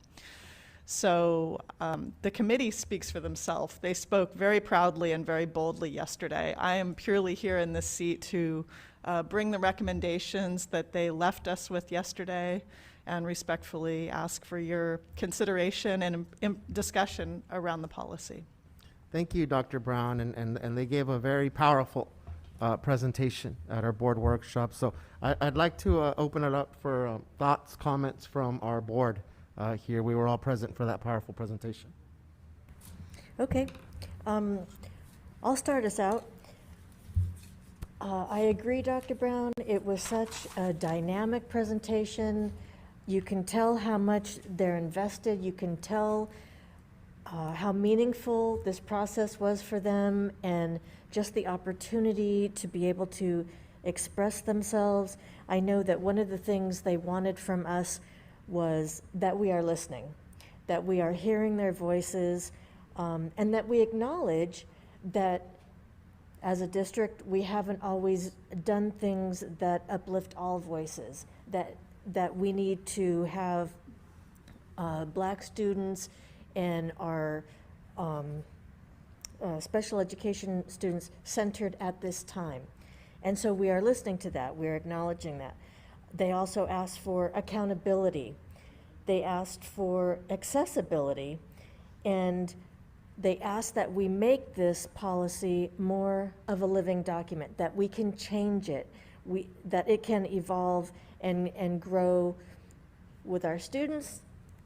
And let's see, also, and about the communication part, and I don't think I made a note of who said it, but one of our participants said that equity starts with communication. And I believe that process has begun because they are speaking and we are listening. And so that's communication. We will continue to do that. And then also, and this was a quote I was reminded of, but I'm going to go ahead and use it anyhow, that parents are centers for ideas and not centers of complaint. So it's how we look at parents, how we engage with parents. What do we think of them? What value do we put on their voice? And I believe that with this policy, we are demonstrating how much we value the voices of the parents. So I'm very happy to be a part of this board at this time that we're moving in this direction. Yeah, thank you, Dr. Brown. I want to thank again the members of the ELT, some of whom were here tonight again, for taking the time and their dedication and commitment to really hard, intentional, emotional work during a really hard, traumatic time in our collective history, and a time when relationship and needing to be together to do this work was made extraordinarily difficult, and it happened over Zoom. So I'm really grateful for the investment of their time and their hearts and their minds in an incredibly important work for us here in the district. Some of the things I heard them say, I heard them say a ton, but the takeaways for what do they want to hear, what do they expect of us as board members, and I heard them say that they want feedback. They want us to hear their feedback. The centering of Black children and students with disabilities. They want our policy to have teeth and mean something with an accountability piece as well. They want us to prepare our kids to be global citizens. They want us to make ourselves available to listen more, especially with our youth, and to really look at the culture of our own system and how we are with each other within the system, and making sure that that's a healthy space for those who work here as well as our students in the district. And I would like to take their recommendation. I heard very clearly that they want this to be a robust conversation. They want this to be taken outside of this board to our community, to listen to more people and get more voices as we consider this really important policy. And I'd like to recommend that we expand our listening to those robust community outreach sessions and plan those for the future so that we can continue this process and be in dialogue with our greater community.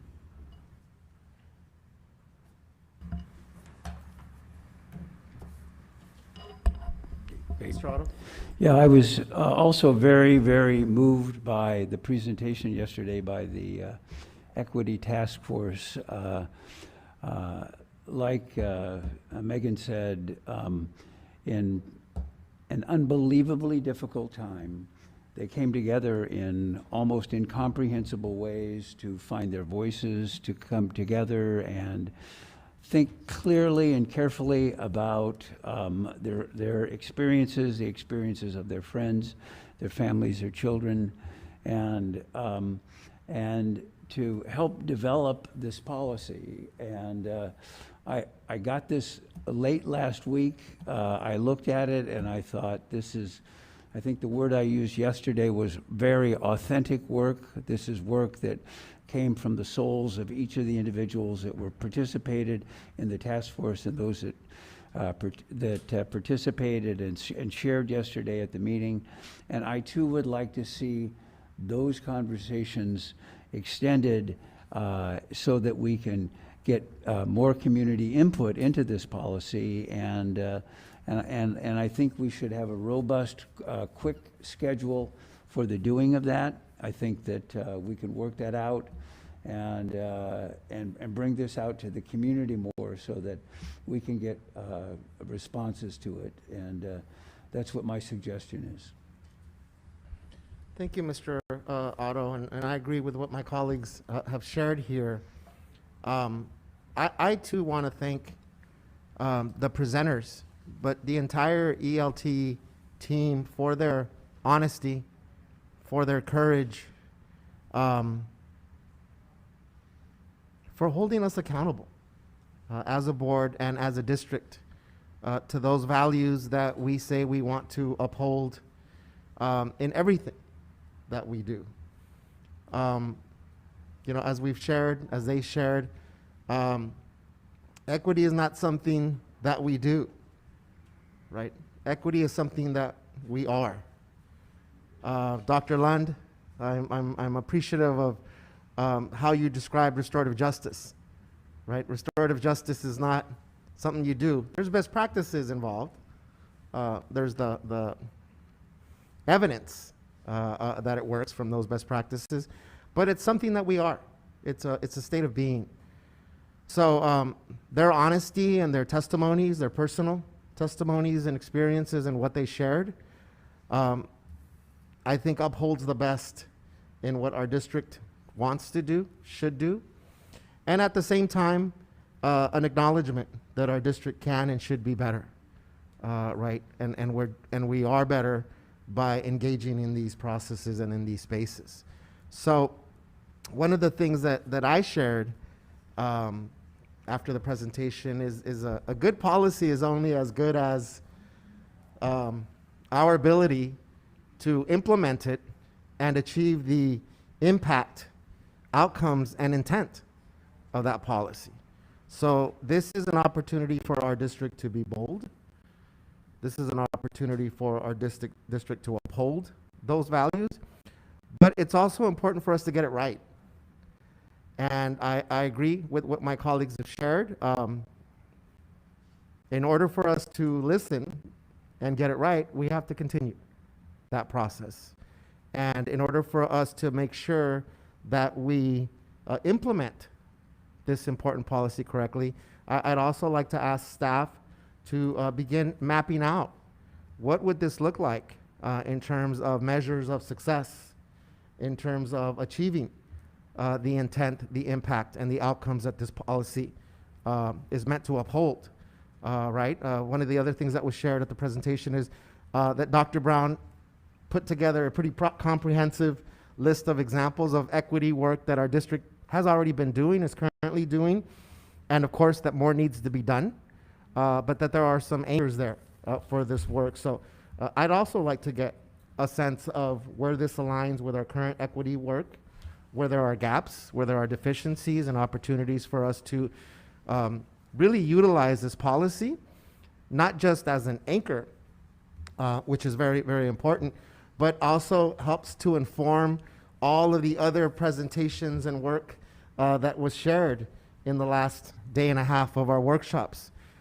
We heard from the level offices about all the learnings that have taken place from this last spring and from over the summer, and the alignment with what this policy can and should do, I think is important. So I'd really like to see a clear map, whether that's a 2-year plan as was expressed, or whether it's quarterly updates that really demonstrate that we are measuring success, not just around the policy itself, but around all of our equity work. Dr. Baker, you shared goals with us. Mr. Brown, you shared some potential new metrics that we would use around student outcomes, student learning, right? So I think it's important for us to be deliberate and get it right. So I would agree with my colleagues that let's do the listening sessions. Let's think about how we implement this policy, because otherwise it just becomes words on paper that we can pat ourselves on the back for. But at the end of the day, it's those community members that presented, among many others, that will come back to us and say, hey, what happened with this policy that we talked a big game about but that have not achieved the desired outcomes and results. So if my colleagues support that, I would ask our executive staff, Dr. Baker, to make sure that we get this policy right, that we do some listening sessions, that we do some of the things that my colleagues have described, and show that we are listening to our community members, and get this policy right when it comes before us so we can take action on it.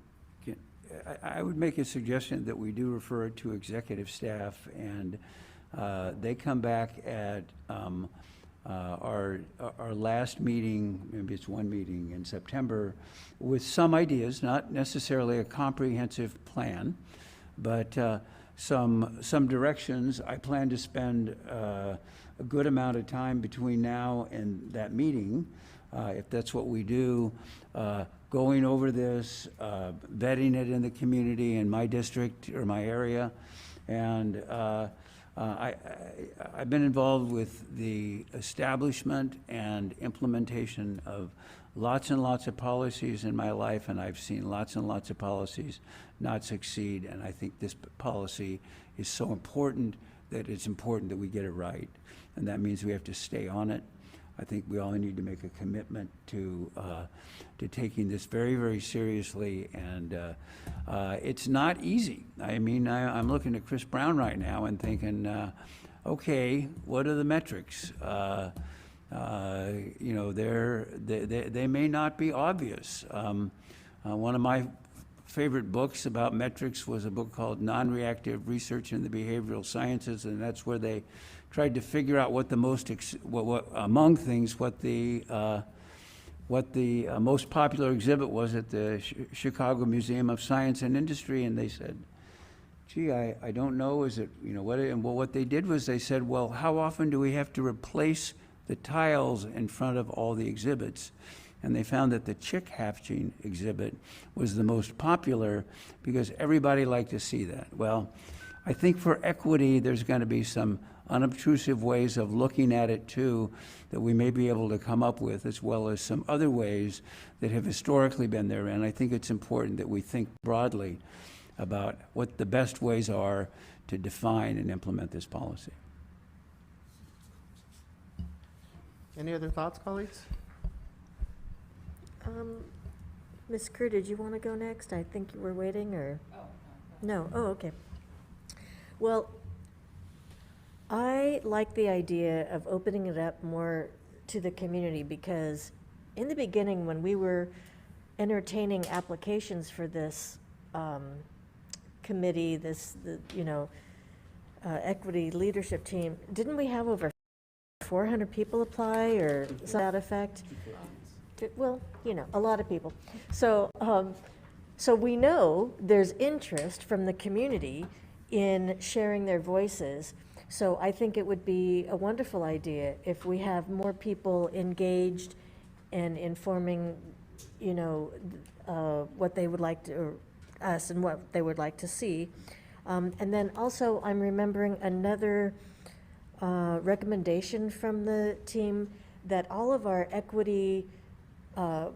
equity-related programs and et cetera, have a centrally located place to live, so that there is a staff member dedicated to, I guess, just monitoring or collecting everything we do as far as equity is concerned, so that it's in one central place, so that our efforts can be more combined and collaborative. And I think that's one of the things I heard also as a recommendation from that team. So I think it's a great idea that we open it up and engage more with the community at large, in addition to the voices and people that we heard that served on that team for the last year plus.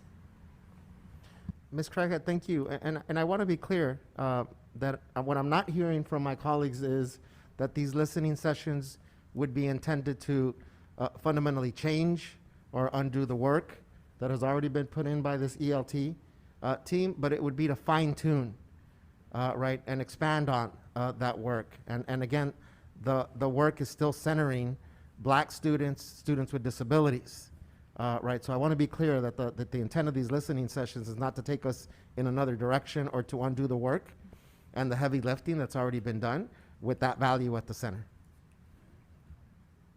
Yeah, and thank you for making that distinction. I think that's a very important distinction to be made, that we don't want to undo that work, that we're just adding to that work. Dr. Baker. I'll just say thank you for your thoughtfulness. This has been just tremendous effort led by Dr. Brown and others who have been a part of the strategic group working with the ELT. And so we will continue to keep it on the agenda as information and action, so that as Dr. Brown takes the recommendations and works with the ELT and works with staff, that it is there when you are ready. I also would like to say that the work continues while the policy is being revised. So there's been a lot of talk over the last couple of days about equity and equity-oriented initiatives in all different areas of our work. And so the work continues while the policy is being looked at and while our community is being engaged in more conversation around the policy. Thank you. Anything else, Dr. Brown? No, thank you very much. Okay. Perfect. So we expect to hear back an update on that conversation at our next board meeting in September. Thank you, colleagues. Board Policy 6158, independent study.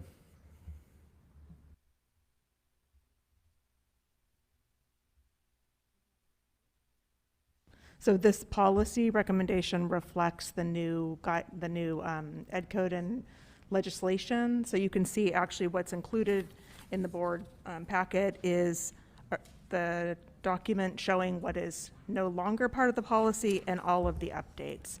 This guides the district's current independent study program that we have been sharing with the public, different than distance learning. So just to be clear, independent study is not distance learning.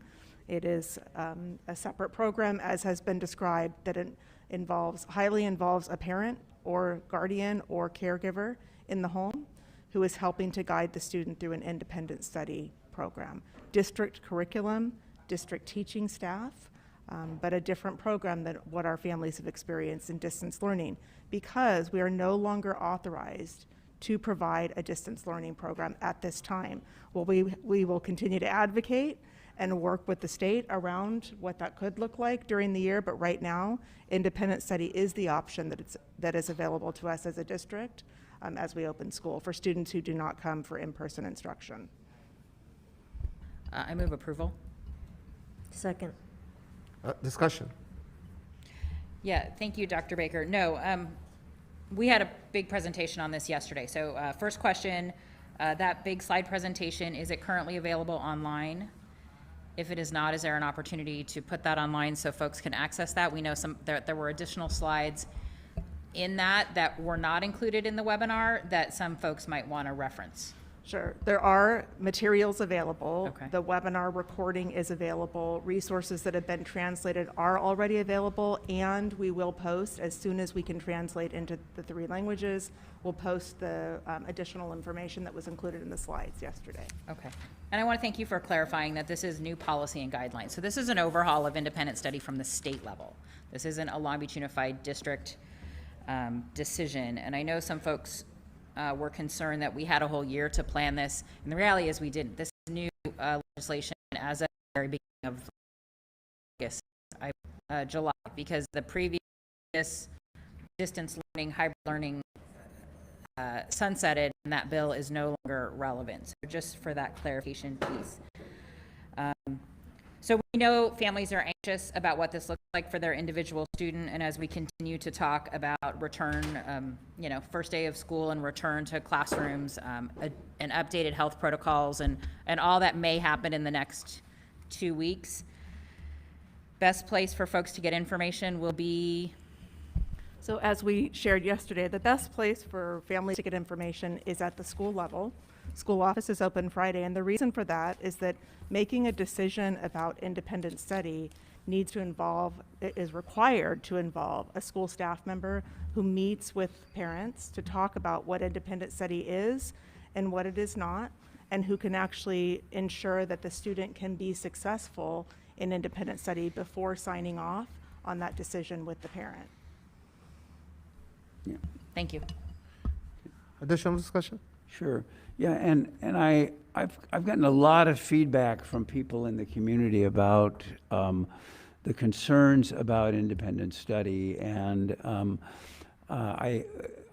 it's come down to, I think, about 4 different groups of people that have concerns. There are what we call the IEP, or the 504 ones that have special programs and plans, and what's going to happen to them if can they even have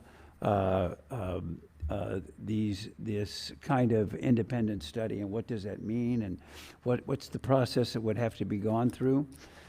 There are those that are high-performing students, and they don't know what this means for them, and there's a lot of questions that have arisen.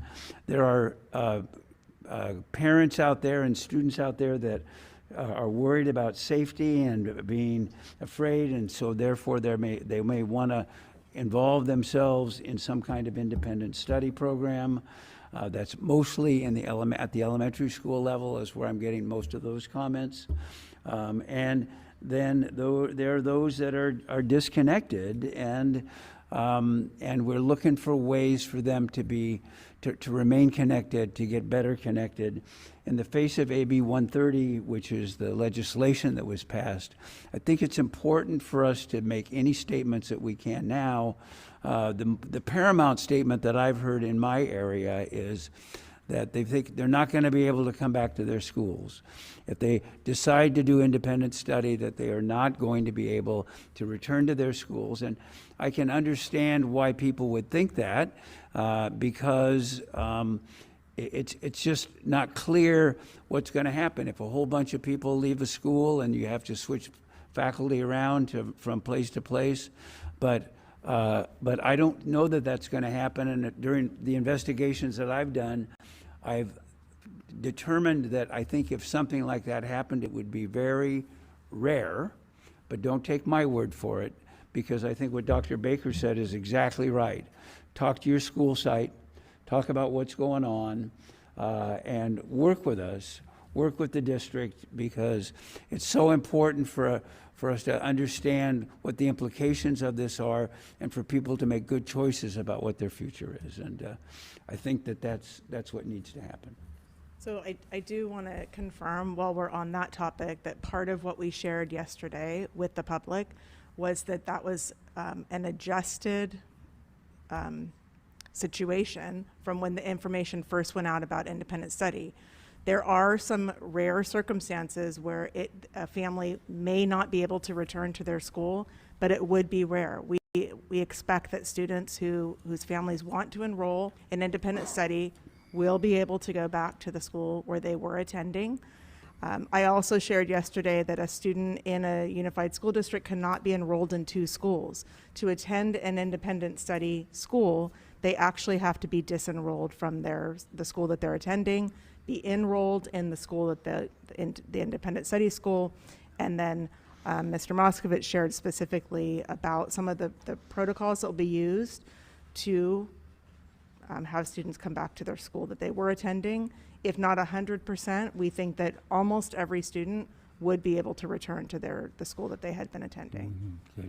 Good. I'm sure that will be comforting to people that have that particular concern. Look, as we started this conversation, these are extraordinarily unusual times. There's a lot of fear about what the future is going to look like, and I just hope that people who are involved with this district will give us the good faith that you have for so many years, that we'll work with you, that we're interested in the best education for all of our students, every single one of our students.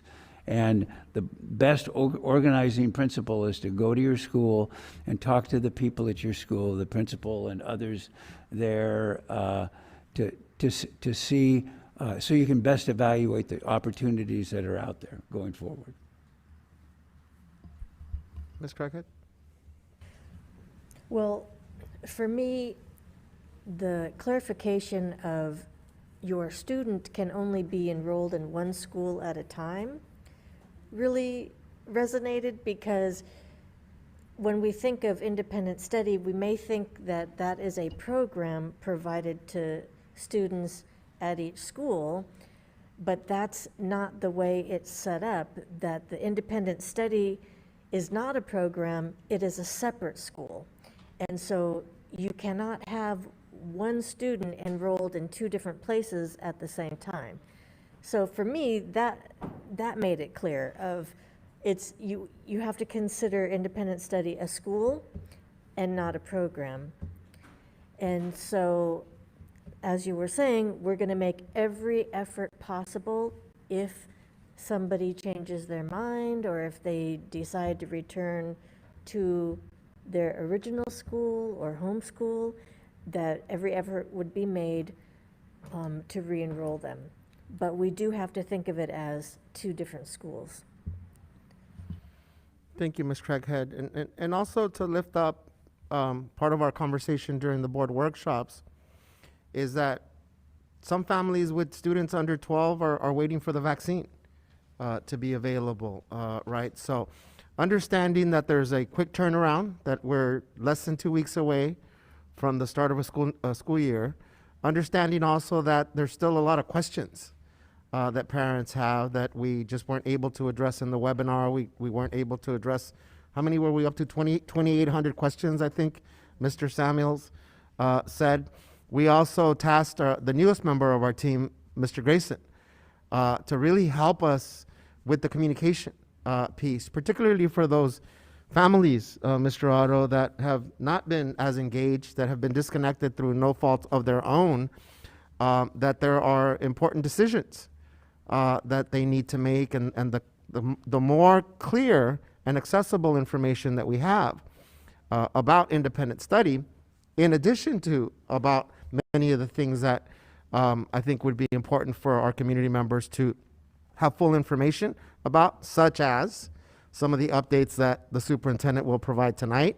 You know, I'm guessing, what do we got tonight, Mr. Ritson? 150 watching, 130, 260. Oh, pretty good. But again, you know, if we could provide some highlights from, you know, key highlights, key updates in a way that, again, are effective, efficient, and accessible to our communities, would go a long way, given some of the things that my colleagues here have shared. So with that in mind, any further discussion? You know, I kind of have a concern, I guess, because it was raised earlier by one of our speakers, has to do with parents who may not be aware of the option of independent study. And so I think the challenge for us is to figure out a way of making that information more widely available. And I know this is So our default is that students are coming to school on August 31st. And when schools open on Friday, they will be preparing for all students to return to in-person instruction on August 31st.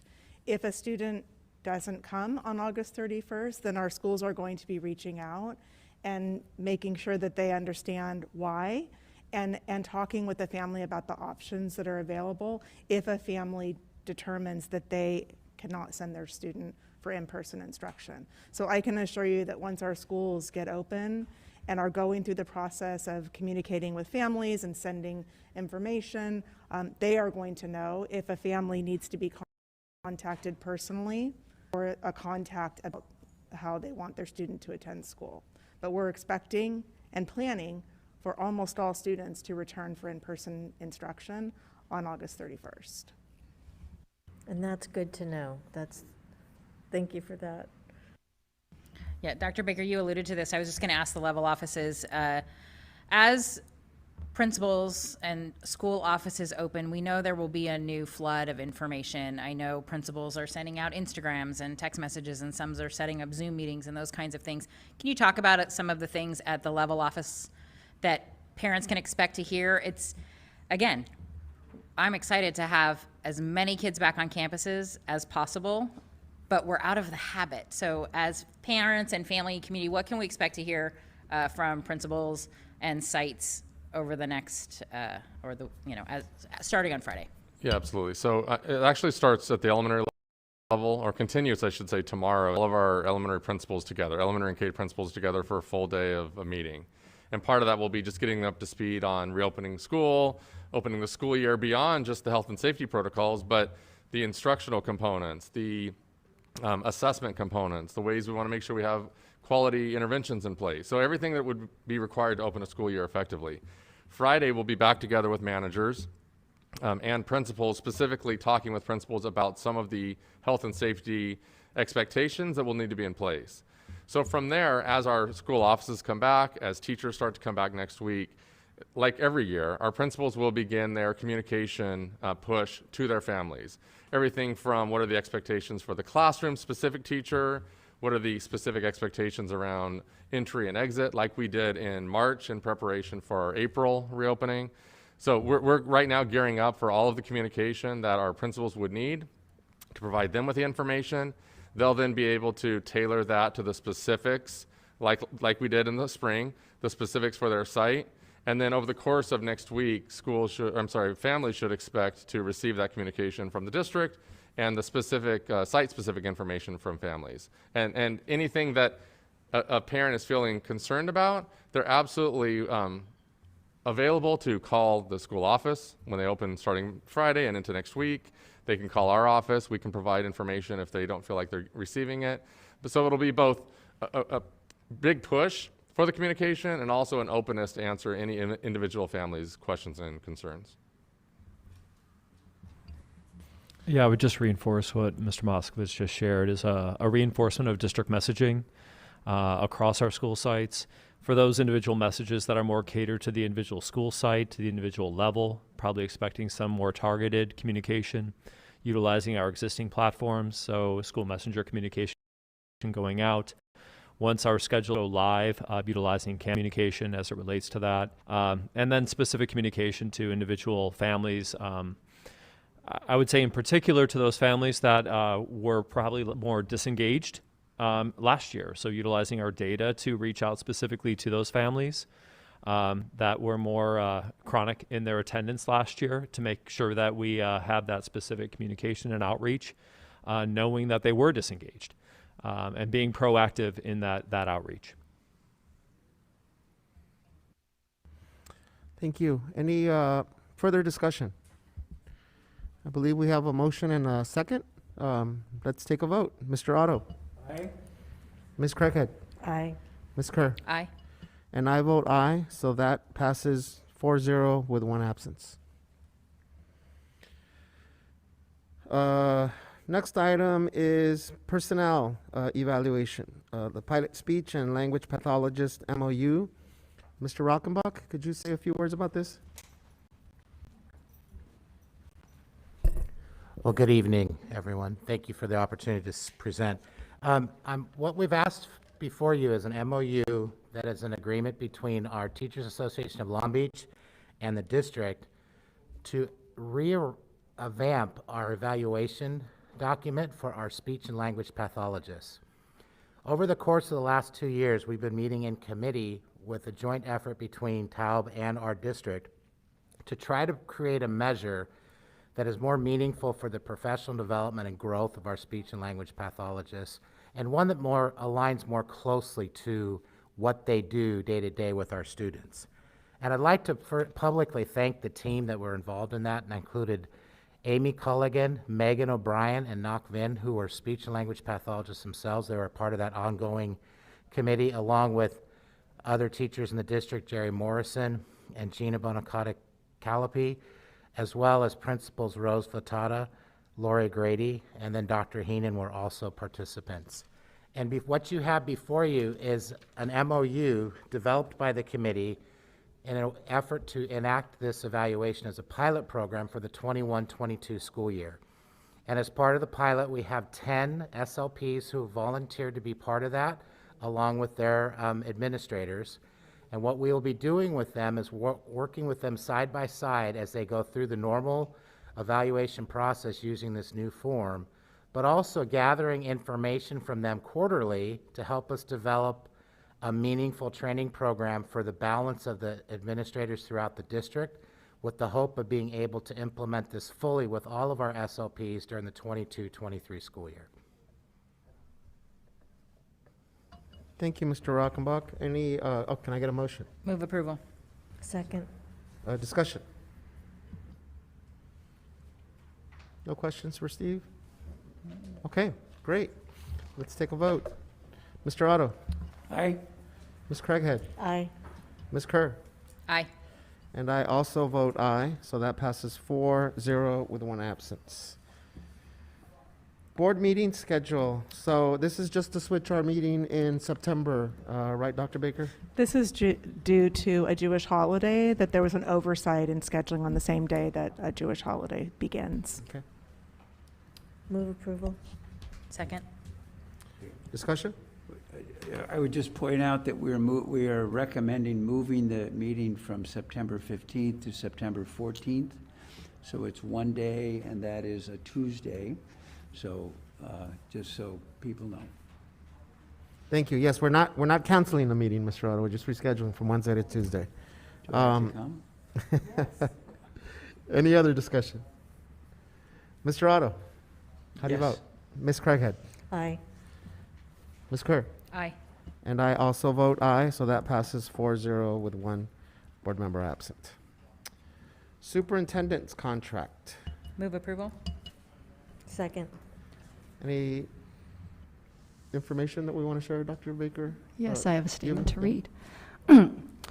Prior to the board's consideration of the recommended approval for the amendment to the employment agreement for the superintendent in alignment with SB 1436, which requires orally introducing actions on items impacting compensation of executive staff, this agenda item involves the amendment of the agreement for the superintendent to extend the contract and all dates in the agreement by 1 year.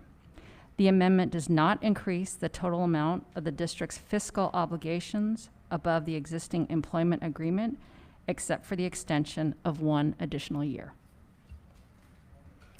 Any discussion? Yes. I would like to congratulate our superintendent on her first year. She came in at a very difficult time, probably the most historically challenging time you can imagine.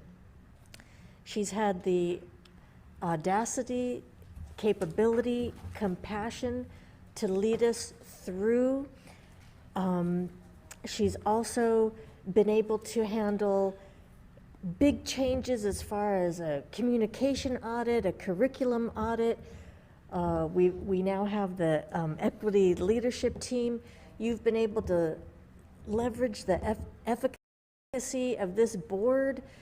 There are so many things that you've been able to do a year that would otherwise just about cripple somebody. But you've come in and handled not just the day-to-day business and management of the district, but you've gone above and beyond what we could have expected. So for that, I want to congratulate you and thank you. And it's been a pleasure to work with you. And I am excited for the future of this district, and you're a very big part of that. So thank you.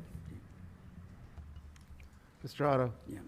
Yeah, very briefly, I don't have the same perspective as my colleague sitting next to me because I only got here in late December. It wasn't for a full year, but I've been very impressed with Dr. Baker's efforts, her accomplishments, and during very difficult times. These contracts are very oftentimes 4-year contracts, and then they are annually renewed. So this isn't something that's brand new or that other people don't do. I think in my career in higher education as a member of a board of trustees or education, I have on 16 separate occasions extended contracts. Maybe it's not 16, come to think of it, but close to it. For the additional term once a year has gone by. And so I don't want anybody to think that this is unusual. It basically moves forward what was decided last year, and I support this with gratitude and appreciation for the work that Dr. Baker has done during these very difficult times. Any other discussion? So that means my signature isn't as important and unique and significant on this contract, Mr. Otto? It happens all the time? I think we're going to have the Vice President co-sign it with you. Okay. Just to Make it special. Dr. Baker, congratulations on making it through this first year. Yeah.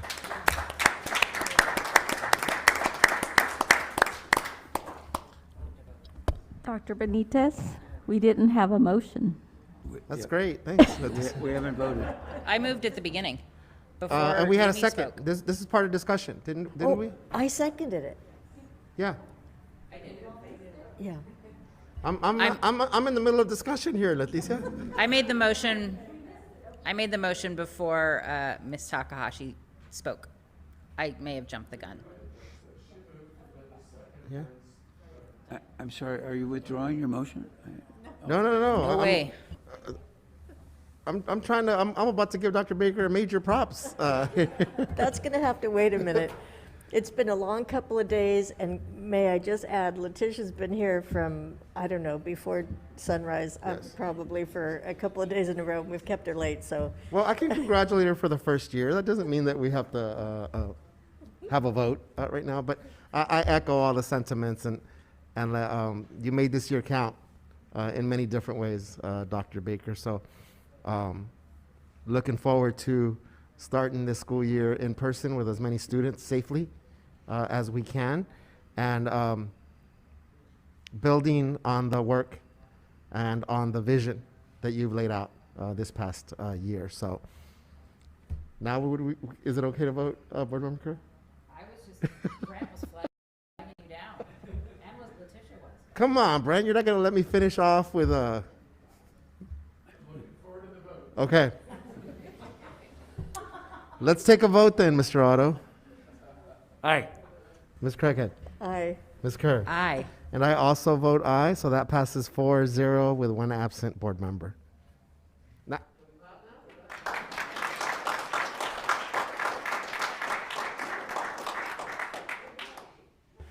no trust in your president? Come on, Brent. Let's see here. Report of board members. Let's start with Ms. Kerr. Well, I will keep it brief because it's been a really long, extraordinary 2 days. I am really excited to have students come back to school. Welcome to the new school year. I know that there are lots of worries and anxiousness, and we always have worries and anxiousness on the first day of school.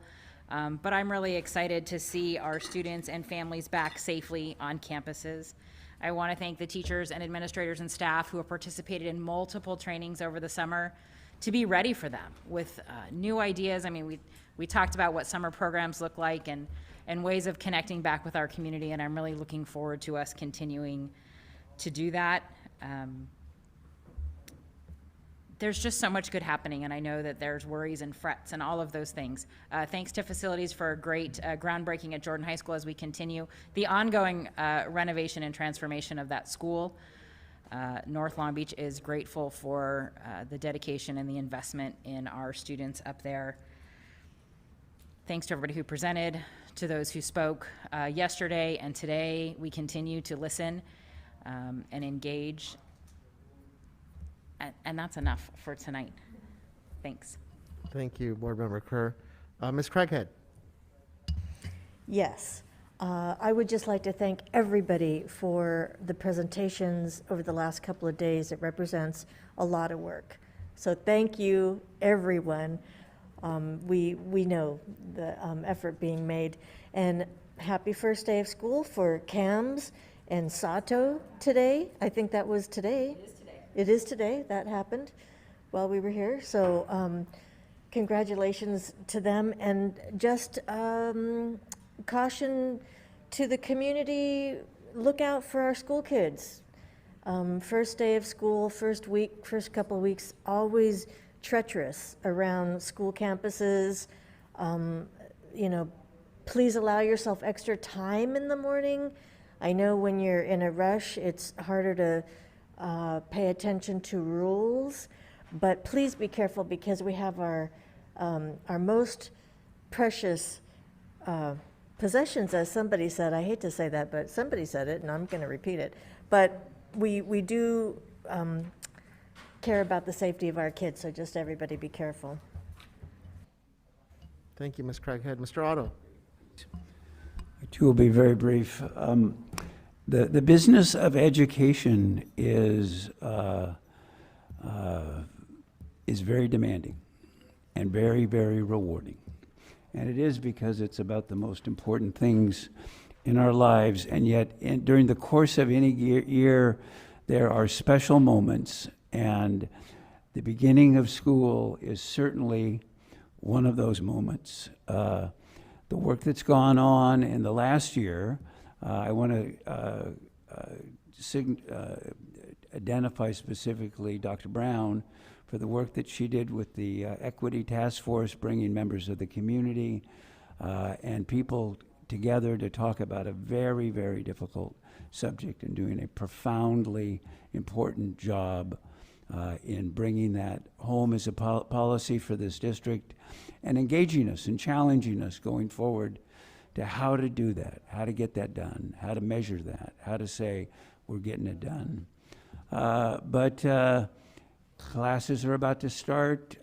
Everybody's got a lot of questions about what's going to happen, how is it going to be done, is it going to be successful? This is really kind of like the second start. There for a short time, we thought, oh, the pandemic's over, and we're just going to go back to normal. And now we've got this new variant, and there are questions that are up in the air. And so, what I just go back to is the business of education is very rewarding. It's very complicated, and the Long Beach Unified School District, in particular, does a very good job of doing that business. And so here we go. And in less than 2 weeks, we're going to have all of our kids back in class. And it's a very, very exciting time. I am talking to people in my neighborhoods about how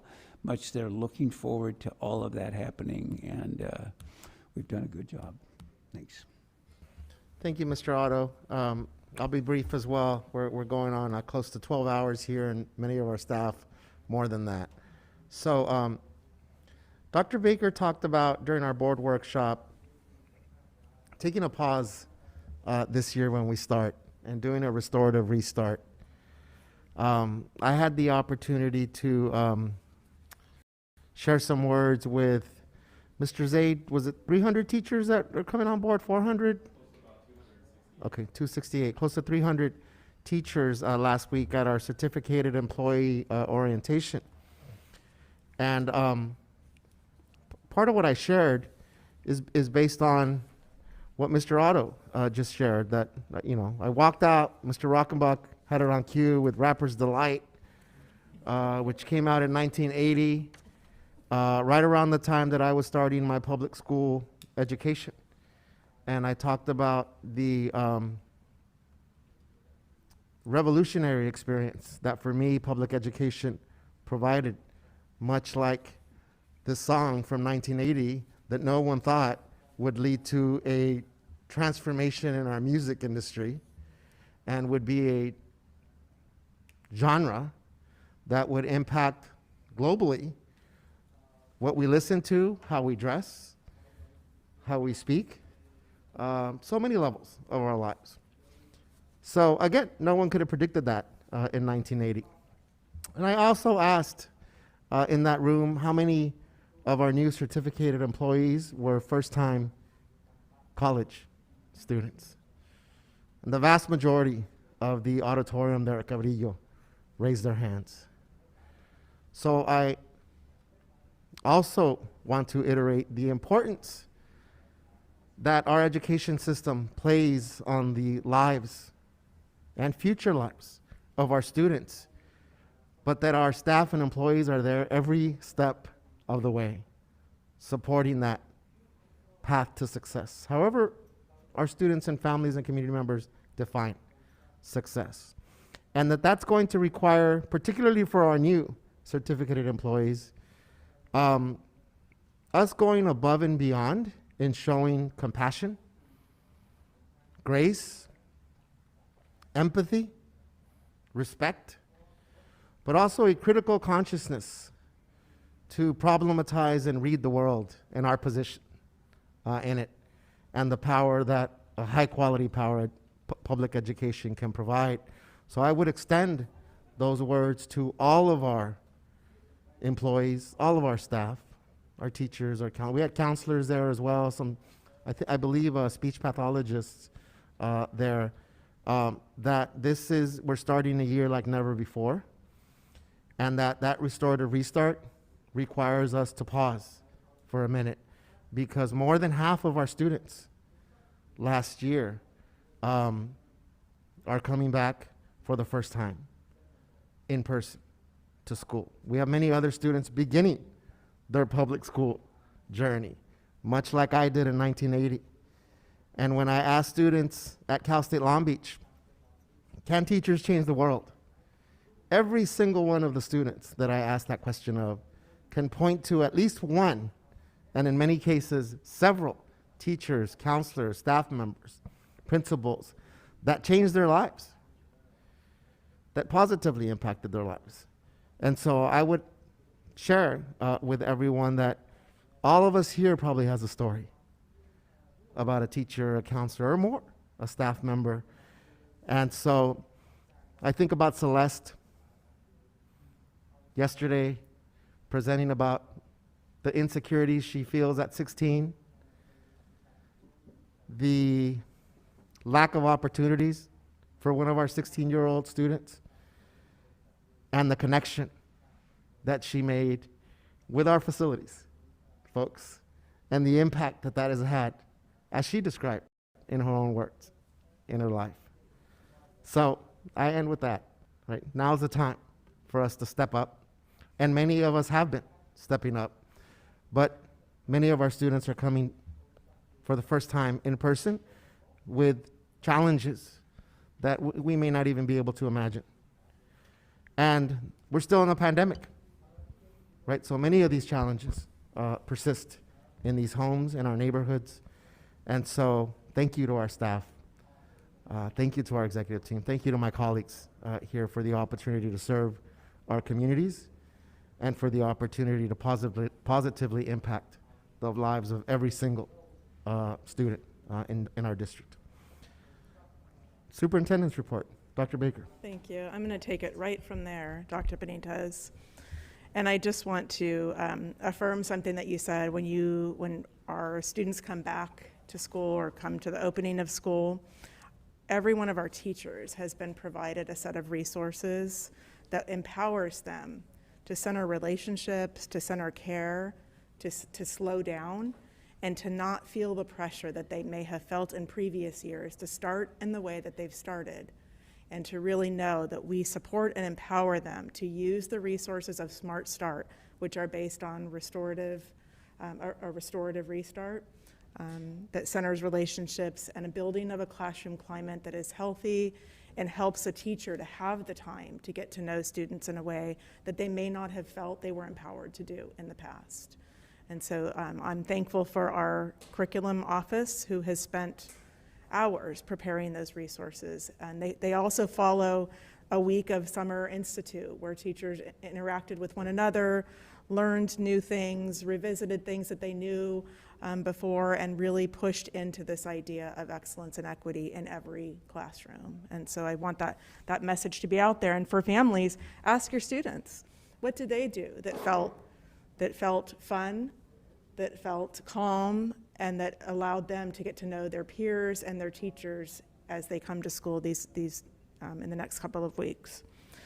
I also want to revisit yesterday, Dr. Brown and Mr. Zaid provided a really strong oversight of current health and safety guidelines. So I want to do two things. I want to reiterate some of the things that were already said, because as we know, the more communication and the more time sometimes that we say something, the more it gets out into the community. And then I'm going to add to that with some additional health and safety information that is effective tonight, that we're making the announcement tonight about. So I'd like to just remind the community what Mr. Zaid and Dr. Brown presented yesterday involves the answer to the question, how students be kept safe during in-person instruction. The list goes like this. Masks. K-12 staff and students are required to mask indoors. And I just want to publicly state that the district will not violate the requirements that have been set forth by the California Department of Public Health or the Long Beach Health Department. The second was physical distancing to the extent possible in each classroom. In the spring, our classrooms were cleared out. Teachers, support staff cleared those classrooms out to create physical distancing. While it may not be the same as it was in the spring, there will be distancing in classrooms, and outdoors will be used to whatever extent possible. Teachers may convene reading groups, they may do a lecture, they may have students out on the lunch benches, they may have a second teacher. In our elementary schools, we have hundreds of additional teaching staff who may have groups either outside the classroom door, out using additional space that's available. Number three, optimizing ventilation. And I just want to repeat again, it has been said, but it's still coming into question. Every classroom in Long Beach Unified School District either has a MERV 13 or higher HVAC filter or a standalone HEPA air filtration unit. Our facilities branch assessed every single classroom in the spring. So regardless of whether there's air conditioning or not, there are filtration units or a standalone HEPA unit. We have talked to staff and families, and will repeatedly do this, about staff and students staying home if they have any symptoms consistent with COVID-19. We will continue cleaning and hand hygiene. That cleaning involves really modern equipment that has never been used before the last year, to keep classrooms clean and to sanitize areas that are high touch areas across our buildings. You've heard that we are requiring vaccine verification and or weekly asymptomatic screening for staff. And there will be case reporting, contact tracing, and quarantine for staff or students. As Dr. Brown shared yesterday, we are in daily communication with the health department. Their recommendations, they're watching the data, and unfortunately, as the community knows, there has been an uptick, a fairly steep uptick in COVID cases. So the additional safety measure that we will implement, in consultation with the health department, we've made the decision to add COVID surveillance testing of all unvaccinated students to our COVID prevention measures. This is an additional layer of prevention, and it's something that we have control over. It's what the federal and state funds have been given to us to ensure that we are able to fund every prevention measure that we feel like we need. And at the direction of the health department, in consultation with Dr. Brown and our team, it has been recommended that until we see COVID declining in the community, that we start to use this extra layer of prevention for COVID surveillance testing. And so I'll stop there and just see if there are the board wants to ask any questions of Dr. Brown or me about health and safety, and then I have a couple of other things that I'd like to share. I just want to thank you for the additional information. So there'll be 1 million text messages spreading currently around Long Beach right now about what you just said about asymptomatic screening of unvaccinated students. When can families expect to hear information about what that process will entail? Yes, thank you. So by Monday, we will include in our community message up-to-date information about what that will look like. I will encourage, if there are families that want to know what testing looks like right now, on our YouTube channel, if they're thinking, well, what does it look like for a student to be screened for COVID? There are videos that are available from last spring that they could look at tonight if they wanted to, but by Monday we will have communication out to the community that reflects this new information. As I share the last couple of things, I want to reiterate the best place for students is in their school classroom. We know that there are reasons why that is not possible for some students, but when we hear about the need for social emotional support for academic growth, for the role of peers, for the need for care, there is no replacement for coming to school and being in a classroom that is grade level or age level appropriate with one of our talented teachers and support staff who is surrounding that classroom with what a family or what a student might need. And so speaking of that, I just want to publicly share again that we met our deadline of August 1st. On our district website on the front page is the Learning Acceleration and Support Plan. There was a question tonight in public comment about what is the district spending money on.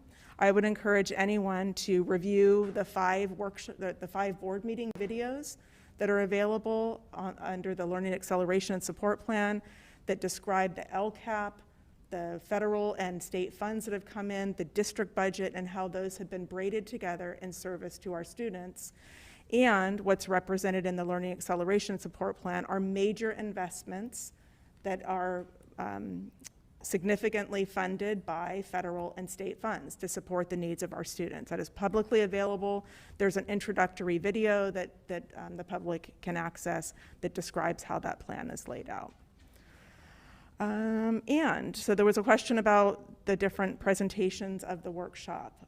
They are live streamed, of course, in 4 languages, and the videos get posted up. The quickest way for the public to access those is through the videos. I know that there are often requests for translation of the slides themselves. The quickest way to get that information while things are being translated is to watch the videos that tell the story of the segments of the board workshop. So, and I guess lastly, thank you, Board of Education, for your leadership, for seeing us through this time. This has not been an easy time for you. And I just want to say thank you to all of our staff. What you got to experience in the last 2 days, the depth and breadth of this staff's work is really incredible, and it's something that we can all feel very proud of. So to our students, we'll see you on August 31st. And to families that need support in making a decision about what's best for their students, we encourage you to be in your school office in the next week, making the best decision for your child. Thank you, Dr. Baker. Any announcements, colleagues? Get vaccinated. If you are 12 or above, get yourself and everyone in your household vaccinated. There's information on our social media pages. I don't know if it's on the district website about partnership opportunities that we're working with the health department to make vaccinations as easy and accessible as possible. So there's parks and locations all over the city every single day for an opportunity for folks to get vaccinated before we come together again on August 31st. Any other announcements? Can we get a motion to adjourn? We're adjourned. Thank you, everyone. Have a good night. Stay safe.